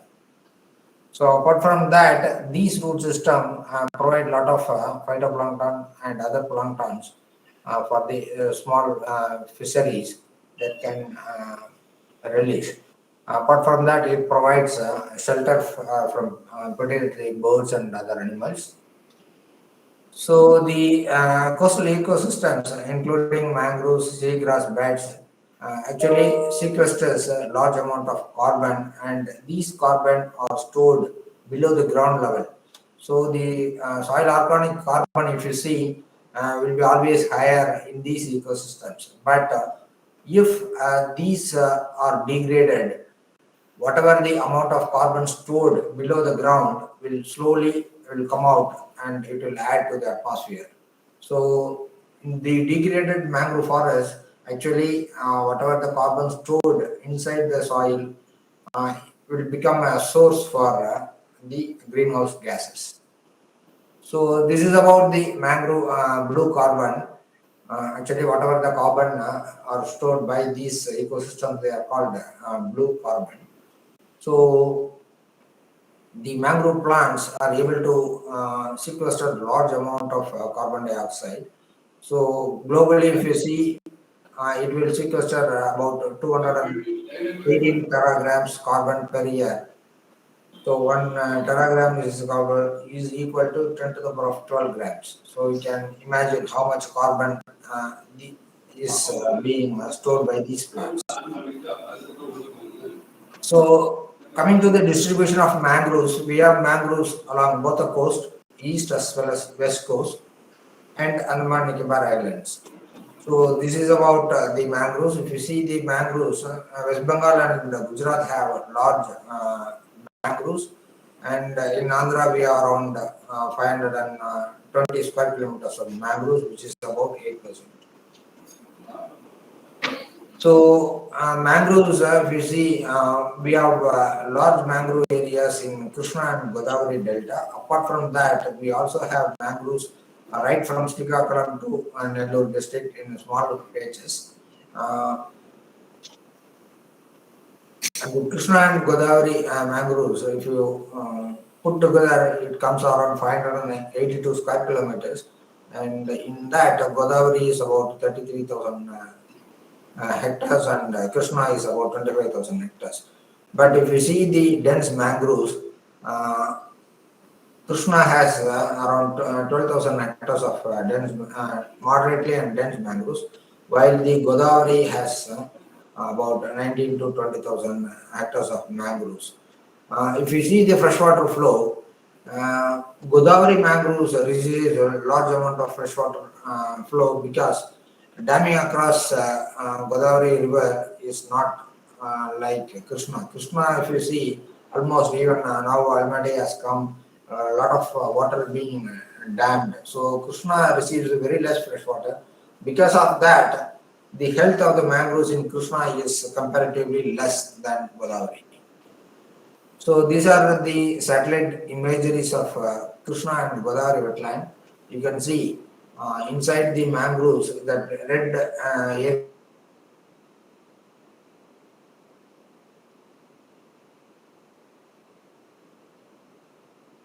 So there are large degraded areas inside the red zone. They are all very degraded patches. So MS Swaminathan Research Foundation as well as the State Forest Department has restored large areas of these degraded mangroves, and now it has improved a lot. That I will be showing in the final slides. So coming to the species population, in Andhra Pradesh we have recorded about 39, not 37, 39 mangroves and mangrove associated species, in which 19 are true mangroves, and remaining 20 are the associate species, in which a few species like Xylocarpus granitum, Xylocarpus malacensis, Scyphora hydroplasia, Bonavitia alba, and Brownlovia tersa. These are all the species which are found in very specialized locations, as well as their distribution is also very less.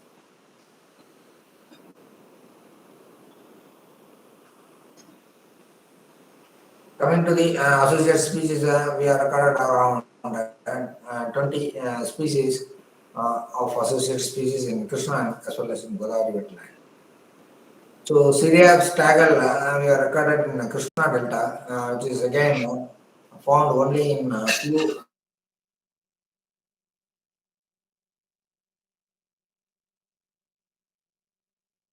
Folia also we recorded in Nachikunda Reserve Forest, but they are all very much stunted because the soil as well as the water quality, if you see in Krishna, the soil is bit sandy and freshwater flow is also very much less. Because of these less water as well as the sandy soil, these mangroves are always stunted. Even the freshwater flow during monsoon season is very less, and also a lot of prosopis infiltration is also there.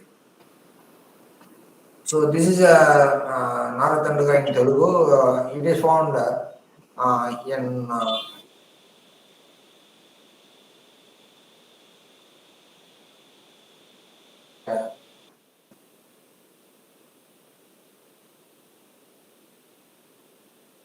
but actually around we have recorded around 300 mangrove plants in that area, and we could not find these plants anywhere else.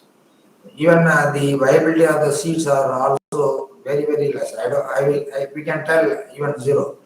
So we have tried several times and we could not get even a single seed germinated.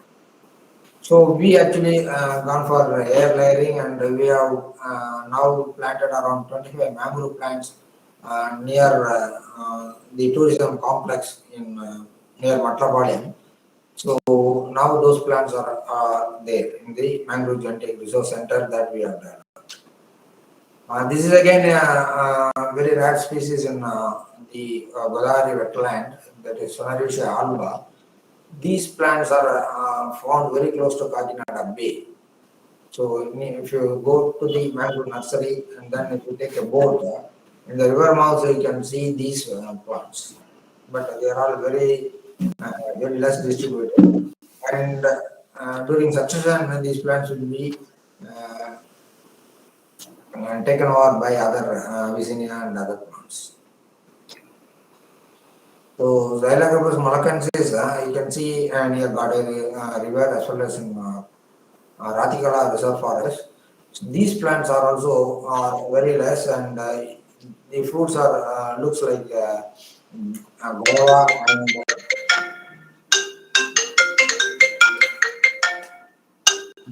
this is Xylogabus granatum. Actually, we are recorded in Krishna Nakshatra Nagar village.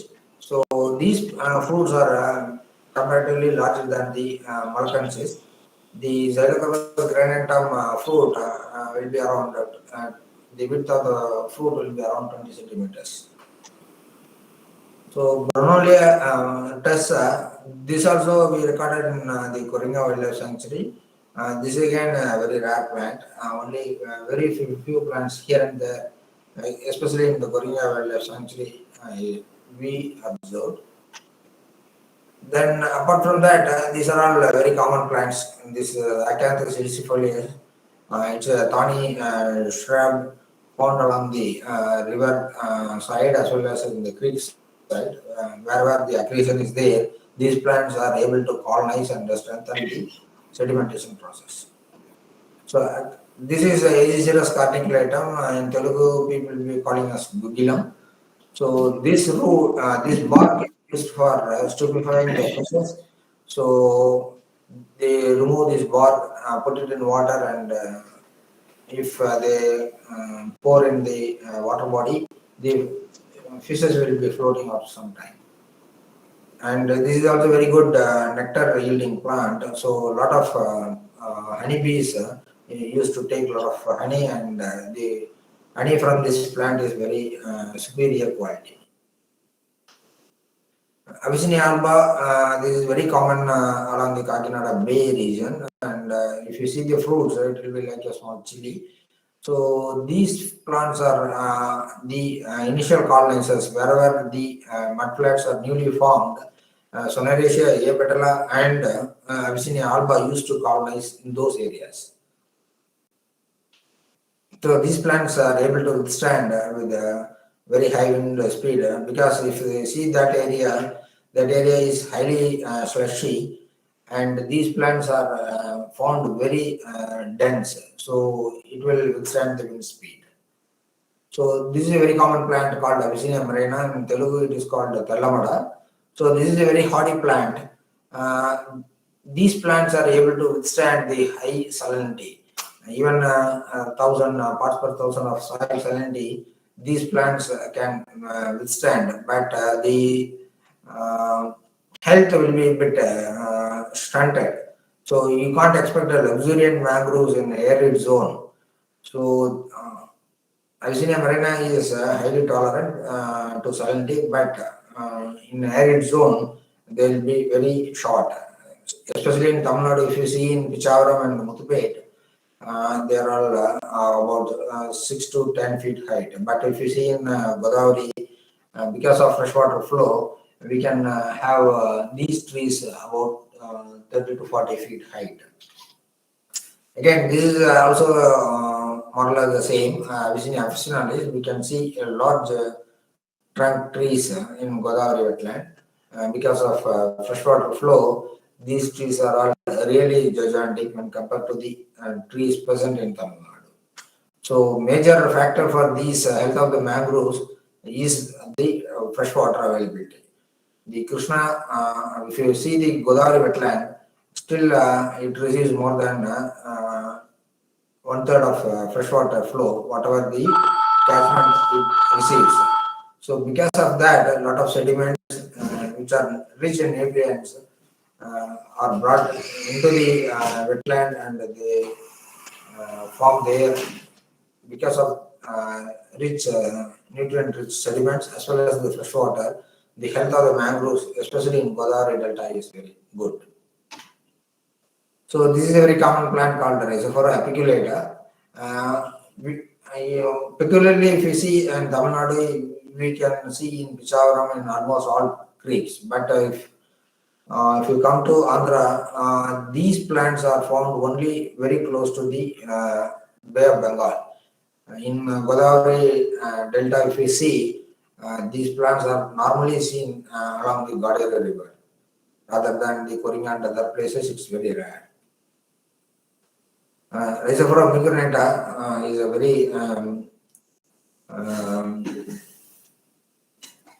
good mangrove with a lot of prop roots. If you see the biomass of this root, it will be more than the shoot. So the biomass is very rich. Because of that, of these prop roots, these plants are able to withstand the high wind speed.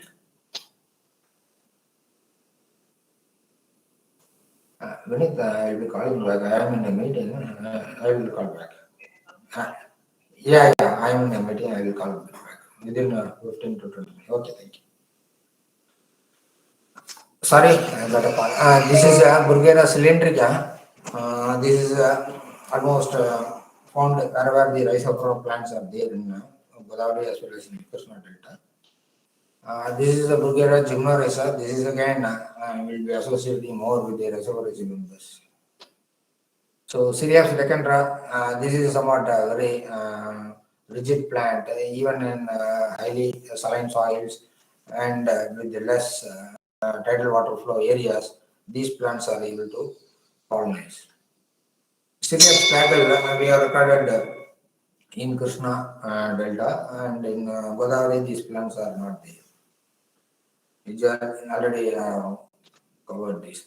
Exogaria is a very common plant in Krishna as well as in Godavari wetlands. And this is a euphorbacea member. A lot of latex is being used for medical purposes. And this is Luminigera racemosa, which is again a common plant. This is a freshwater loving plant. Wherever freshwater availability is more, these plants are able to colonize in a large area. Skyphora hydrophyllaceae, again it's a very rare plant in Godavari. This is Zonariaceae ayapetala.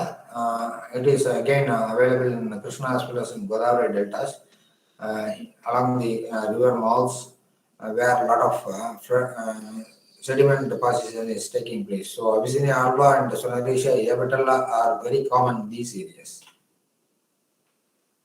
So Zonariaceae alba, this is also a rare plant.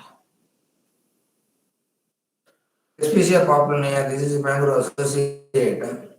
In Telugu, it is called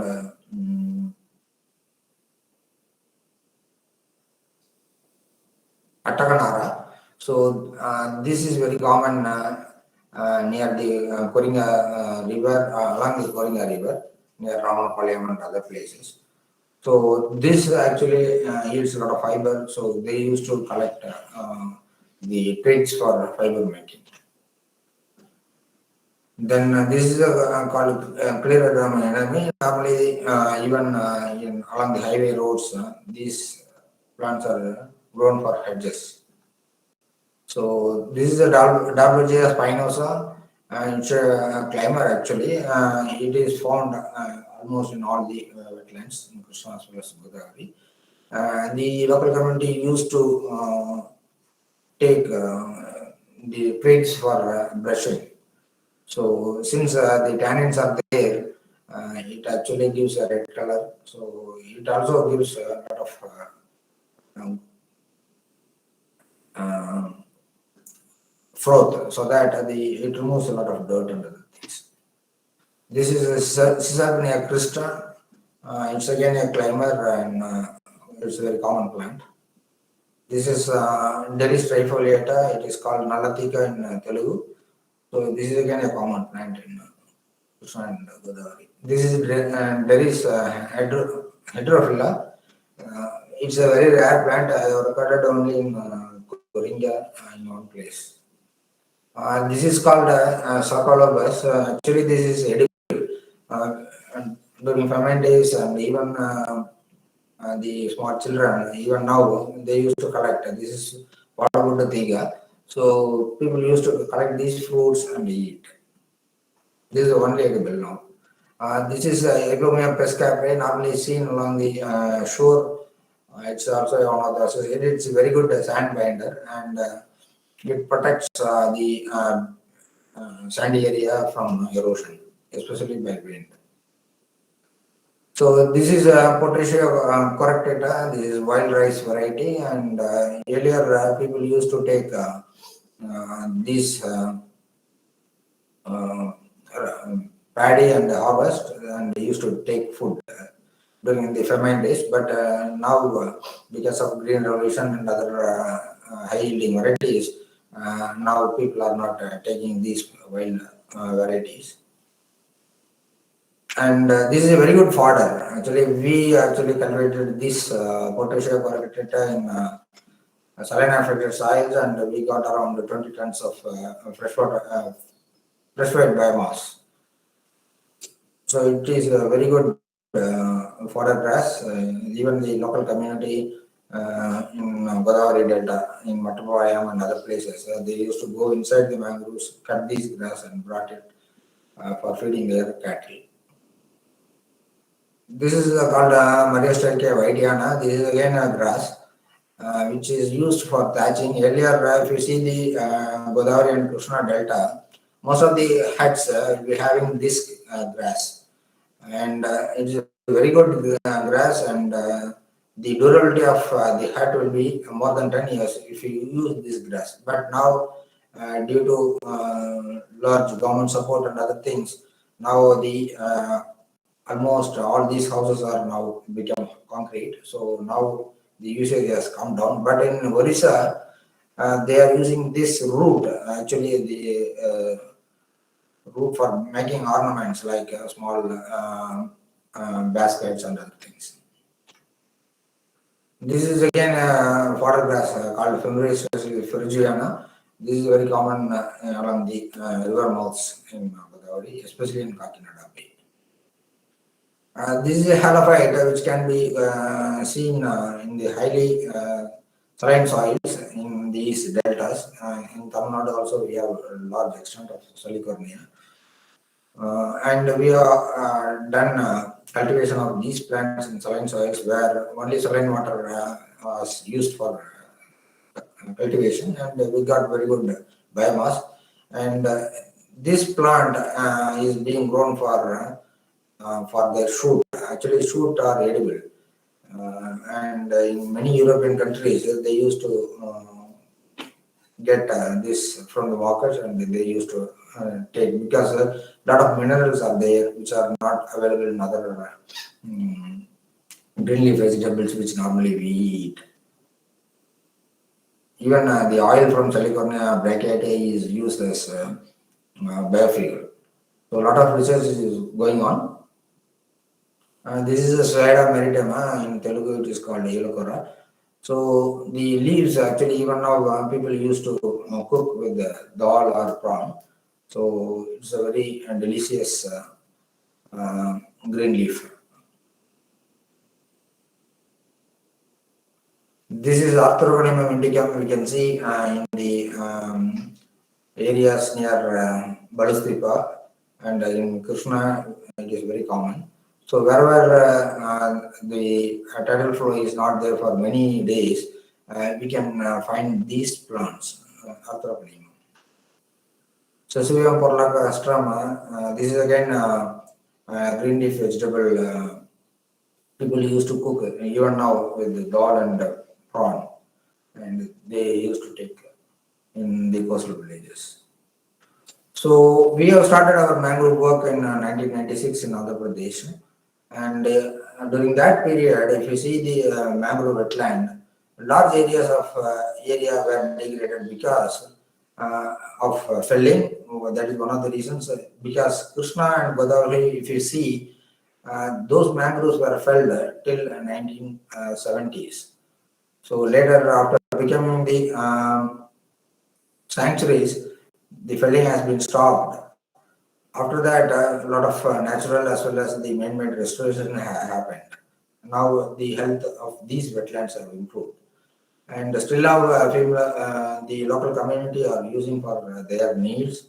And the feral cattle, they are all semi-domesticated cattle, normally allowed inside the mangrove forest for years. And the cattle owners, they used to go inside the mangroves and fetch milk. And a lot of areas, especially in Godavari Delta, more than 8,000 hectares of mangroves were converted for aquaculture. Then changes in the topography and mouth closure, reduction in freshwater flow. Just Rajendran has just explained about this. Because of these changes, the health of the mangroves as well as the extent of the mangroves are affected. And cyclones, actually we had a cyclone in 1977 called Divisimha cyclone in Krishna, and recently we experienced one Gaja in 2018 in Muthupet and Nargis in 2015 in Myanmar. So these cyclones actually affected the mangroves in higher extent.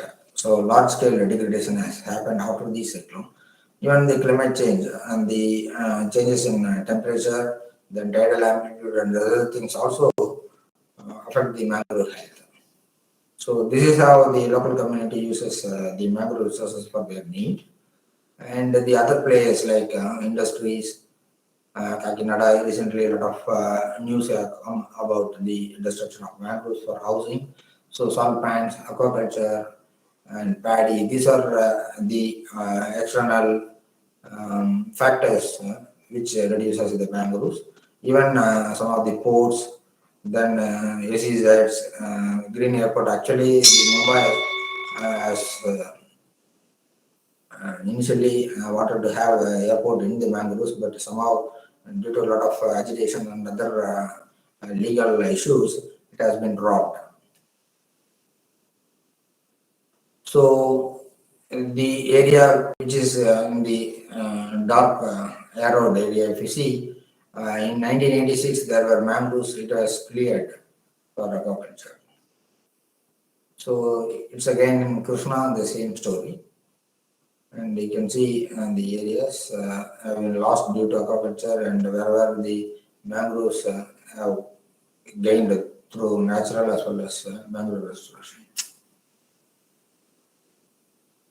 Erosion, it is also because the coast is very dynamic. The Kakinada Bay area, if you see, large areas of mangroves are degraded due to erosion. So, as I already told, climate change. This is a picture taken in Pichavaram in 2017. Because of less freshwater flow as well as the increase in temperature, some of the mangroves in Krishna, that is Pichavaram and Muthupet, have been lost due to extreme weather events like increase in temperature and less freshwater flow inside the mangroves. So this is the case in Australia. You can see compare these two pictures for the same region. So because of less tidal water flow as well as increase in temperature, about 7,000 hectares of mangroves are lost. So M.S. Swaminathan Research Foundation, as we all know, it was founded by Professor Swaminathan in 1988, and one of the program areas he started was the coastal systems research, where The mangroves is one of our flagship program, and we started conserving the mangroves along the east coast. So we identified the degraded areas, and we planned the activities with the local community as well as the state forest department. And we have carried out mangrove plantation in Krishna and Godavari wetlands by establishing canals which will actually and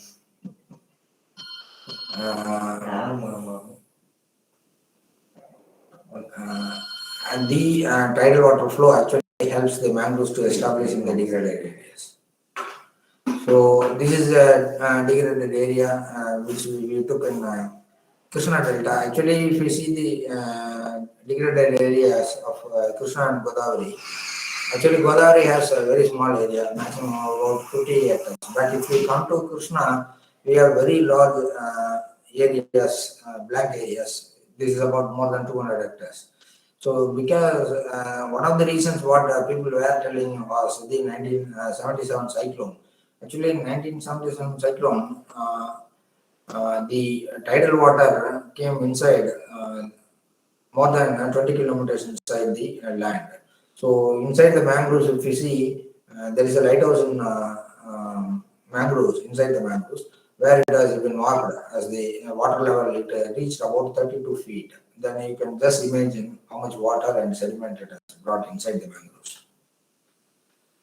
So this is mangrove nursery. We involve the local community in all these activities because unless you involve them, we can't expect them to protect. So we formulate the projects in a community-centric way. So we involve the local community right from inception, then implementation and planning and monitoring. So we dug canals because these areas are not receiving tidal water regularly. Mangroves, if you want to grow mangroves, it needs tidal flow, regular tidal flow. During high tide, water has to come in, and during low tide, it has to recede. Due to lack of the tidal water flow, the soil salinity will be becoming high, and it has become a hypersaline area, and it won't support the mangroves to grow. So to facilitate the mangroves to grow in that area, we dug canals like this. So during high tide, water enters through the canal, so that the hypersaline condition will be become a conducive environment to grow mangroves. So this is a picture taken in Muthubed mangroves. So we involve the local community so that they will get wages, as well as they also have ownership on these plantations. So this is our Kuringa mangroves. We have restored in a place called Gadimuga. So this is the area. In 2003, we started the work in Gadimuga, and if you see now, it has completely restored. I can show the aerial photograph also. This is the area which I am speaking. It has been completely restored. This is the plantation we have done in Krishna. You can see the 10-year-old plantation. If you see, it has become almost a natural forest. So we extensively use the remote sensing image for monitoring. Already I told no, the degraded areas. If you see in 2000 the satellite image, you can see large degraded areas. It has been completely restored by the canals. So this is the image of Krishna. If you can compare. And it has become almost doubled. Earlier it was around 7,500 in 1990s.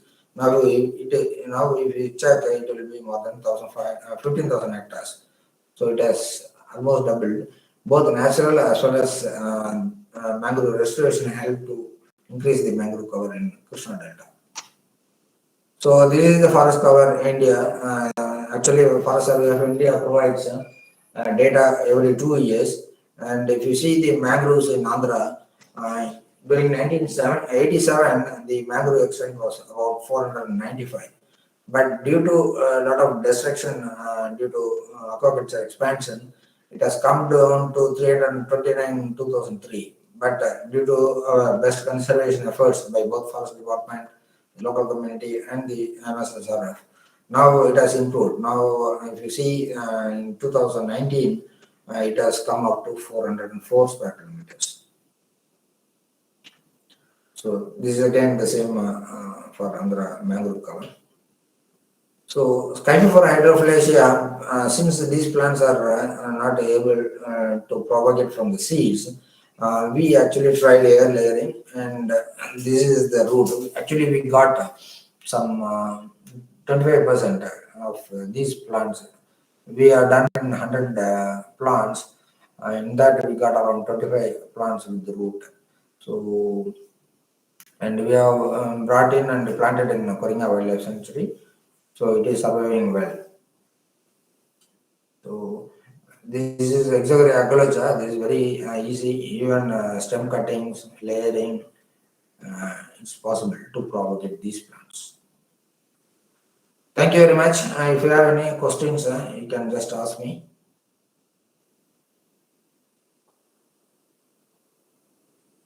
Hello. Now the talk is open for a discussion. If there are any queries from the participant side, you please ask.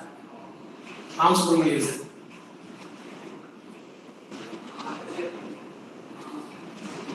They can also ask questions in Telugu also, no problem. Yeah. Are there any queries from the participant side?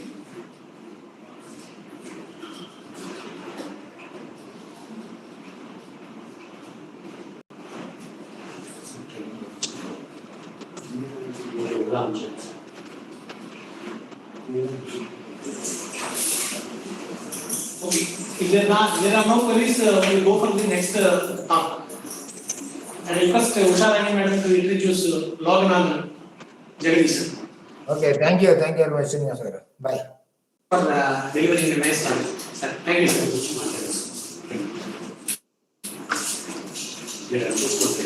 It also less.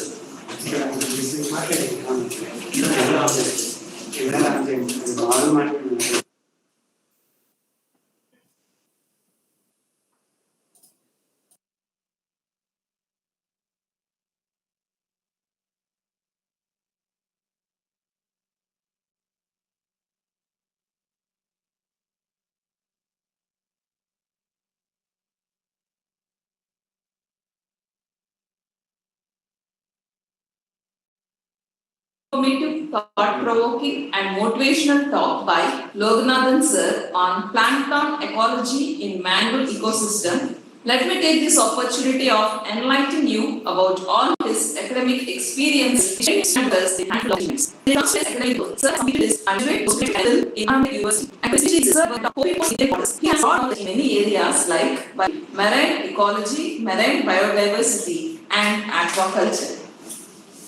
Till date, into his account, he has 33 publications in reputed journals with impact factor 75. Sir has completed one major project and presented papers in many conferences. Let me take you into his research experiences. Sir has been rendering services as project assistant in ICAR SRF, CSIR SRF Kochi, and present working in CSIR Vizag. Under his guidance, one MPhil dissertation is completed and one major also been done.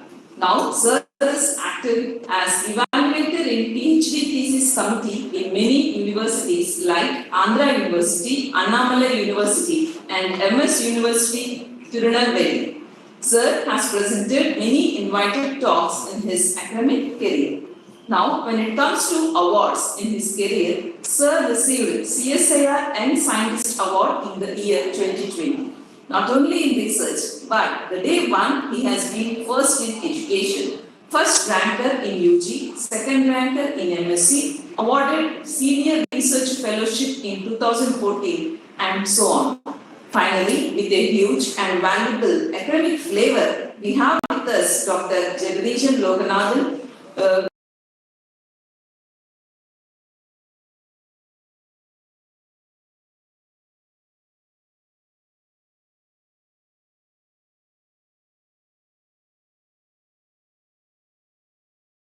to present a talk on plankton ecology in mangrove ecosystem. Thank you, sir. We welcome to the webinar.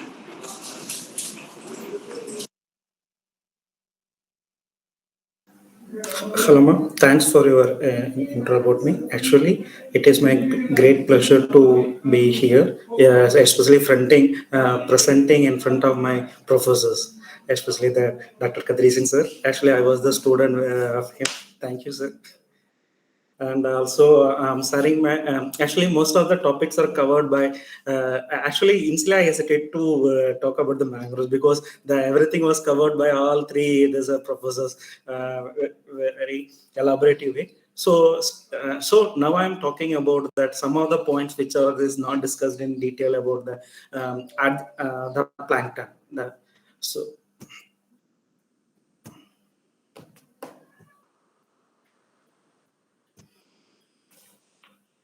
Especially mainly the people when we are considering about the mangrove ecosystem, everyone will think about the fauna and flora.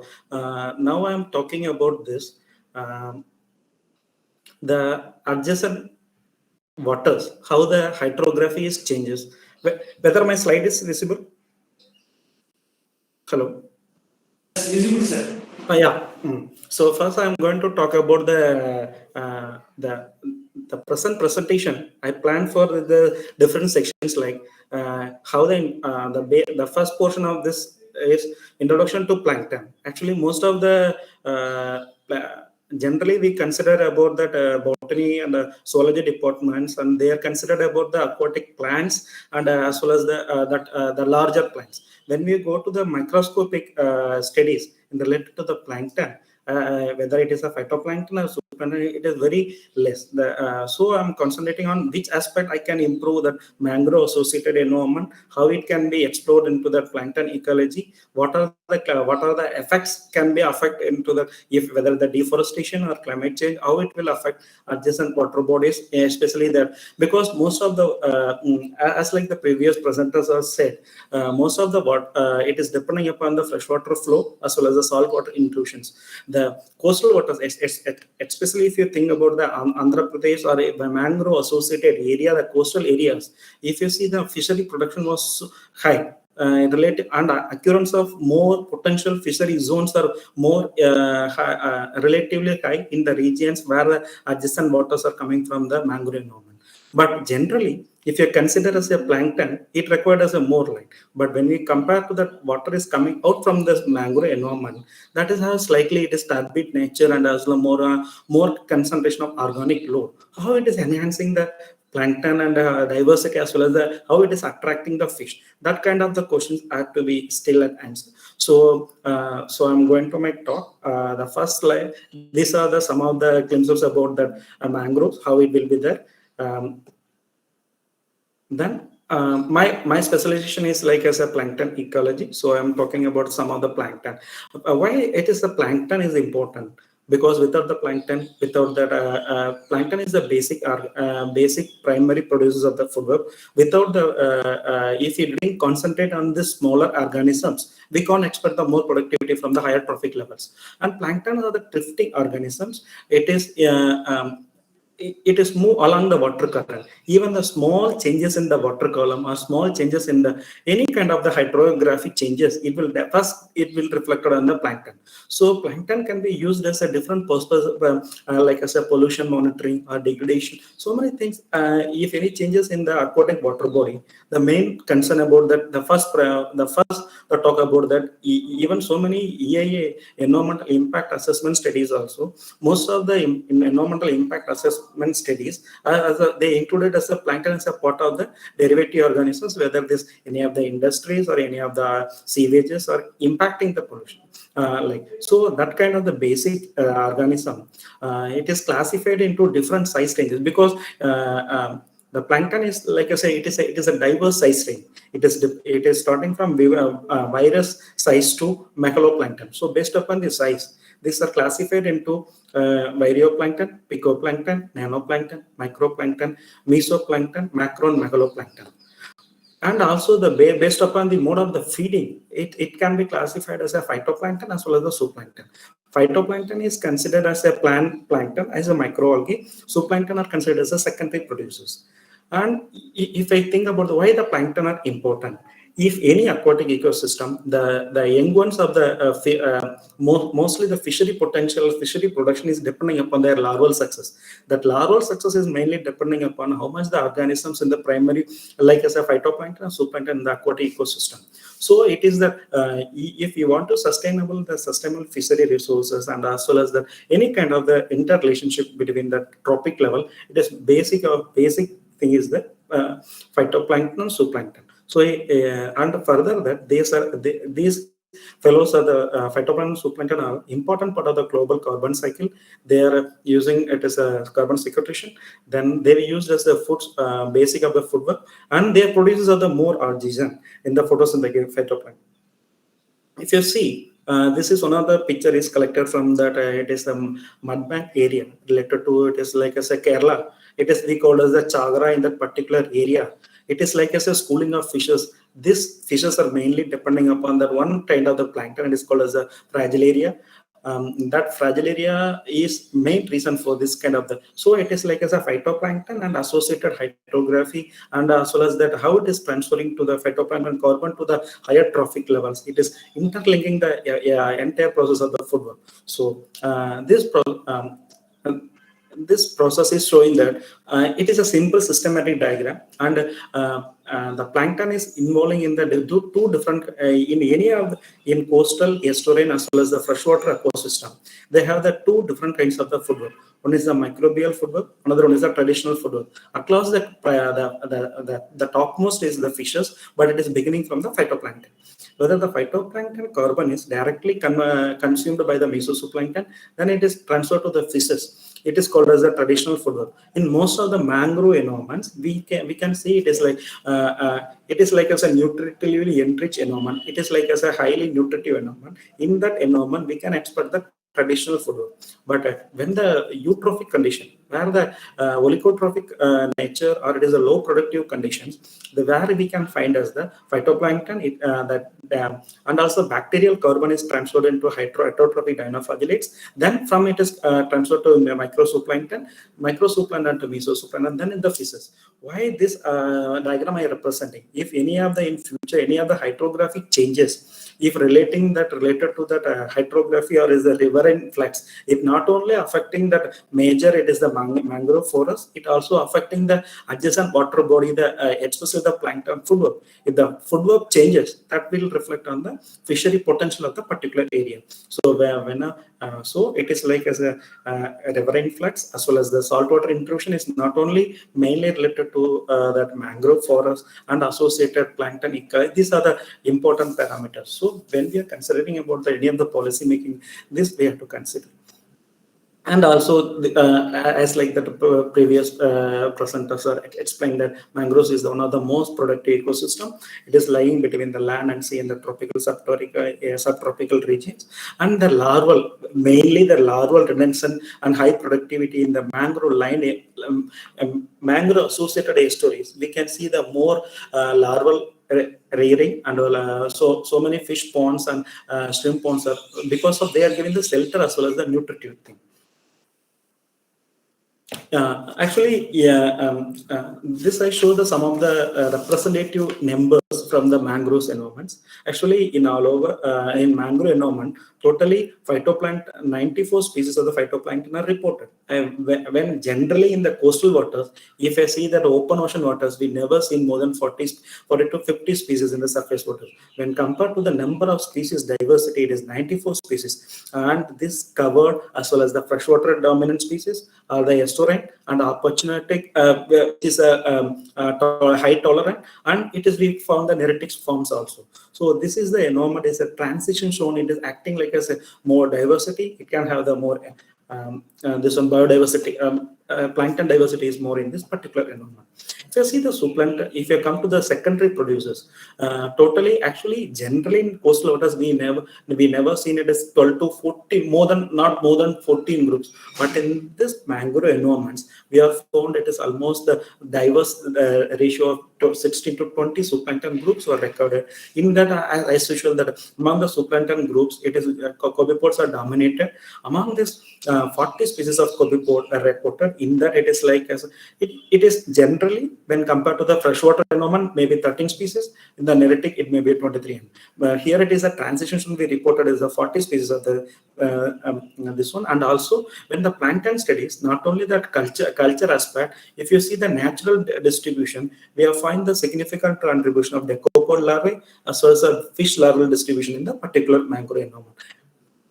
So, if it is the what should be, if any of the changes in related to disturb the food web by altering the mangrove environment, or it is altering the riverine floods, how it can change. Plankton food web is directly impacted by different kind of the things. First is the direct effects, whether it is a temperature rise or UV exposure or not. Indirect effects, if any of the chemical or physical appearances are added into that, the industrial effluents or industrial or sewages. If you see, the recent days, we have reported more kind of algal blooms, or it is the phytoplankton blooms are reported. The regions are close to the coastal regions where the sewages or industrial effluents are more. If this is into that extended to the further, it does not only affect the ecosystem of the mangrove, it can affect the entire adjacent coastal system also. So when comparing that, we have to consider as all the food things. And the third thing is the top-down control. When we considering any, as like the sir said, when we removing the particular kind of the larvae or particular kind of the grazers in the trophic level, if you make the imbalance in the system, it will affect. If you're making the imbalance in the system, it will affect any of the negative impacts on the phytoplankton. Sometimes it can form the algal bloom. Sometimes we have found so many unwanted situations are recent days. Even earlier we see the noctiluca blooms in around the coastal in east coast are very less. But nowadays, even during the southwest monsoon period, we have found more incidences of the noctiluca bloom. In addition to that, the number of dinoflagellate blooms are increasing day by day. So these all are related with this. It is when we are disturbing the ecosystem by external forces, it will affect the balance of the ecosystem. So the mangrove associated ecosystem, actually mangrove associated the leaf litters, they have the more organic carbon. The organic carbon not only directly utilized by the phytoplankton, they can be indirectly utilized by that their photosynthesis. Then it can be given the more production fishery potential into the coastal waters. And also, in addition to this, everyone actually these points I keep in the mind, because this department having the PhD department, research department, and MSc students also. So these points are keeping to mind what they can do improve the research and future activities related to the plankton ecology and mangrove ecosystem. The first point is that generally the people will think that turbidity and organic load will decrease the phytoplankton and zooplankton. But in the mangrove ecosystem, it is a specialized ecosystem. We are reported with a high turbidity and a high organic load. Phytoplankton and zooplankton are high. What would be any of the physical adaptability of the plankton in the mangrove ecosystem habitats? It needs to be investigated. Then the second thing is that size and functional diversity based studies are warranted. Why? Because these studies are warranted means most of the studies are related to the taxonomy studies. In future, if you want to do converted into any of the carbon molecule or the carbon sequestration model and all, we have to consider as any of the size or functional diversity. And sometimes I'm strongly expecting the functional diversity of the organisms may be different in the mangrove ecosystem and compared to the adjacent and freshwater ecosystem.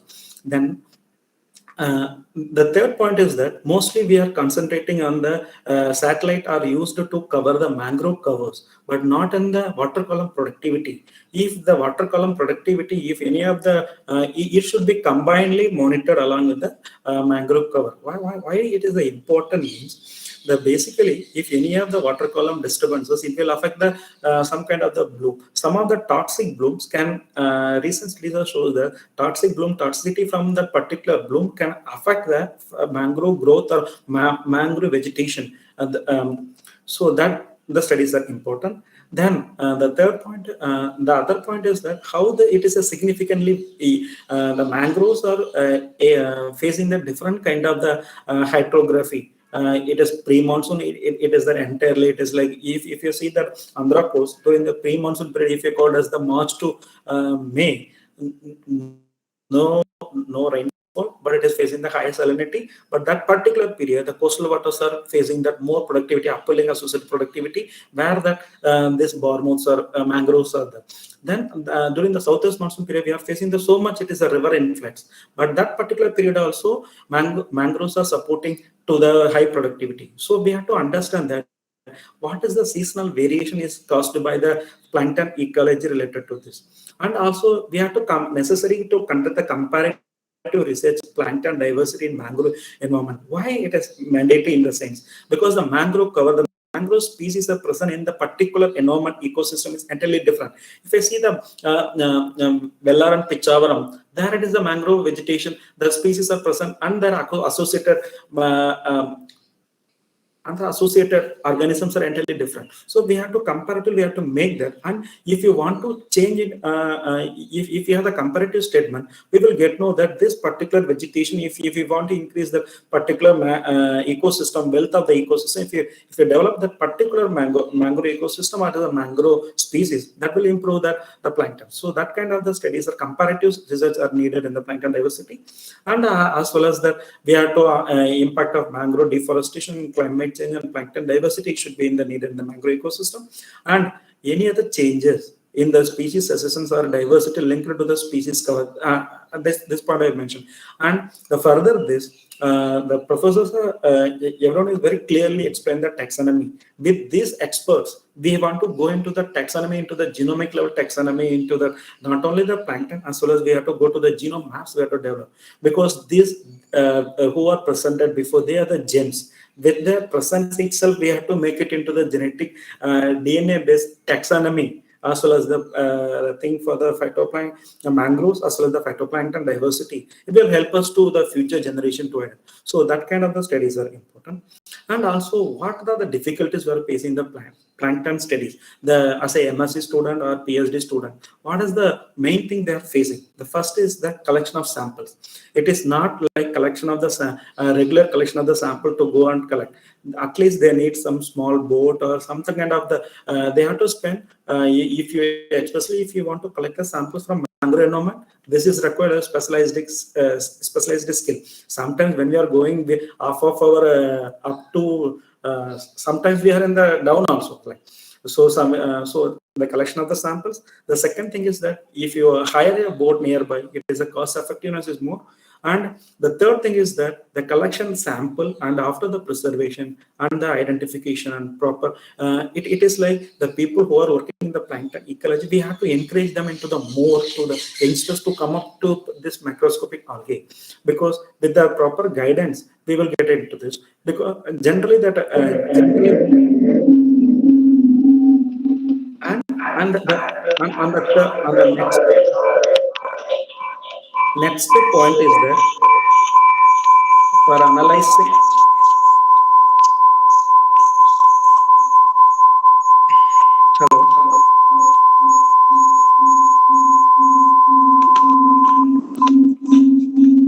and lack of the instrumentation facility, lack of advanced technical skills. And actually we are saying that it is for analyzing the one sample, we have to sit at least more than 4 hours or 5 hours under the microscope. So this kind of the patience, it is very important to when we are studying about the plant ecology, but it is basically is required. And the lack of the instrumental facility. Recent days, the plankton ecology is required several kind of advanced instruments and all. So that instrumentation facility we have to develop into the plankton ecology field to identify what is the because these are the important parameters to study the plankton. And these are the ones simple slide I'm showing that it is the one of the instrument is a flow cytometer. This will give, it is like as a autotrophic picoplankton and nanoplankton value, the identification and quantification. Why this quantification of picoplankton and nanoplankton is important? When we consider it as the young larval stages, they can't go with that more than the mouth size. It is a larger phytoplankton. They mainly depending upon the picoplankton and nanoplankton. If you quantify the picoplankton and nanoplankton in the water column, in the whether autotrophic or heterotrophic, that will reflect on the base, the basic, the first step of the food chain. The second instrument is like as a flow cam. Actually, generally in microscopes, we can able to identify the species level using the we call as the microplankton size. So this flow cam will give this is another one advanced instrument, that is a flow cam, that will give it as a count as well as the size. But when comparing the third instrument shown, it is a continuous plankton recorder. It is like normally our sampling, it is like as a single point sampling, or it is a seasonal sampling. This instrument will can be fixed in any of the boat or any of the thing, wherever the ship or it is travel. If I connected with the GPS, it will give the where the particular plankton was collected. And so this kind of the instrumental facility we can advance, combine and use for to assess wealth of the mangrove ecosystem, as well as the how it changes with this.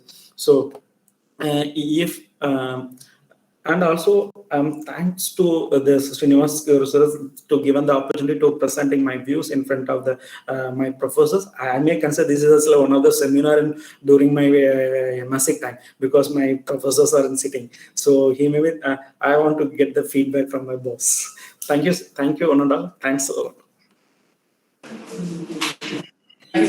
Discussion. Participants to interact with the young scientists from NIO Chalapatam regional.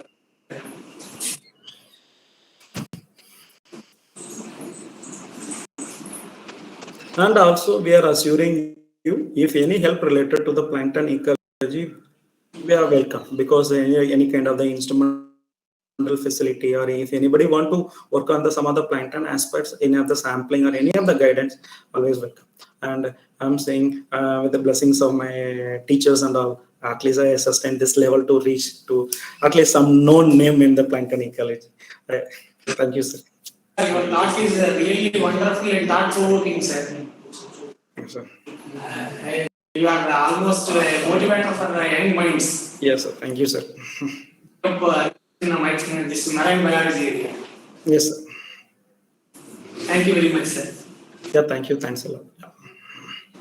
Now, I request Usha Rai madam to emphasize the brief discussion on the today's webinar conducted by Departments of Botany and Zoology of Government College Autonomous Rajahmundry. First and foremost, I would like to express my gratitude. First and foremost, I would like to express my gratitude and appreciation to the speakers for their valuable contribution for making this webinar entitled Mangrove Ecosystem of India Current Status a successful event. My deepest gratitude to all those who attended the webinar and helped to make it a successful event. In my capacity as a facilitator of this event, I thought it would be appropriate and useful to summarize some of the themes as well as ideas emanating from this webinar. So first, I want to talk about Professor K. Kathirasan sir, who has given us a broad view on mangrove ecosystem of India and overview. We are educated about the distribution of mangroves in India, how mangroves are big biodiversity spots with flora and fauna, how they help in salt regulation, and why Sundarbans is known as the world's largest mangrove forest, which is also called mangrove faunal paradise, and how sea turtle has high sensitivity of nativity, how mangroves stand for climate change mitigations, how they are familiar for carbon sequestrations, and how they play a good role in breeding, rearing, and nestling place for many aquatic species. In that way, we were enlightened by a number of things by Catherine sir. Thank you, sir. Thank you for your presentation. And now I take an opportunity to discuss about Dr. N. Rajendran sir, who has presented a talk on fish resources in. Dear participants, I take an opportunity to present the capsule of Ramasubramanian sir in a nutshell. Through his talk, we were enlightened about the distribution of mangroves in Andhra Pradesh. What are the different areas where we can find the mangroves? Godavari, Krishna, and Kakinada areas. And it is not an exaggeration to say that we had a very good visual exposure of different plant species. That is, what are the different species which are and which can be found in the Krishna and Godavari deltas. And what are the conservation methods to protect these mangroves? And what are the human activities which are leading to the destruction of these mangroves? Thank you, sir. Thank you, Ramasubramanian Garu, for giving an informative lecture.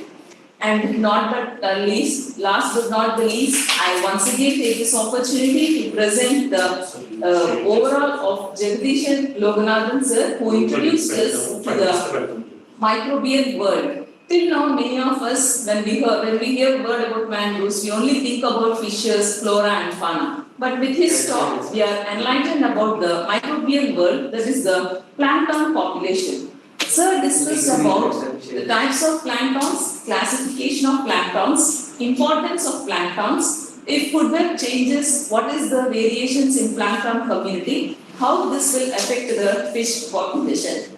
And in future, what are the research aspects which should be enlightened regarding these planktons? And what are the difficulties when a person goes on with the research on plankton studies? And he also showed us about the latest equipments which help the researchers regarding the plankton study. So thank you, sir, Loganathan Garu, for enlightening us with this plankton.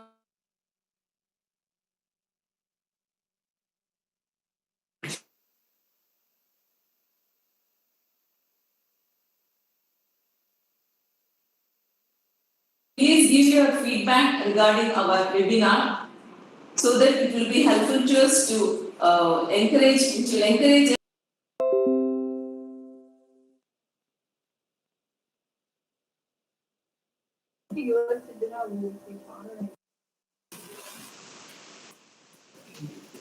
Respected sirs and madams,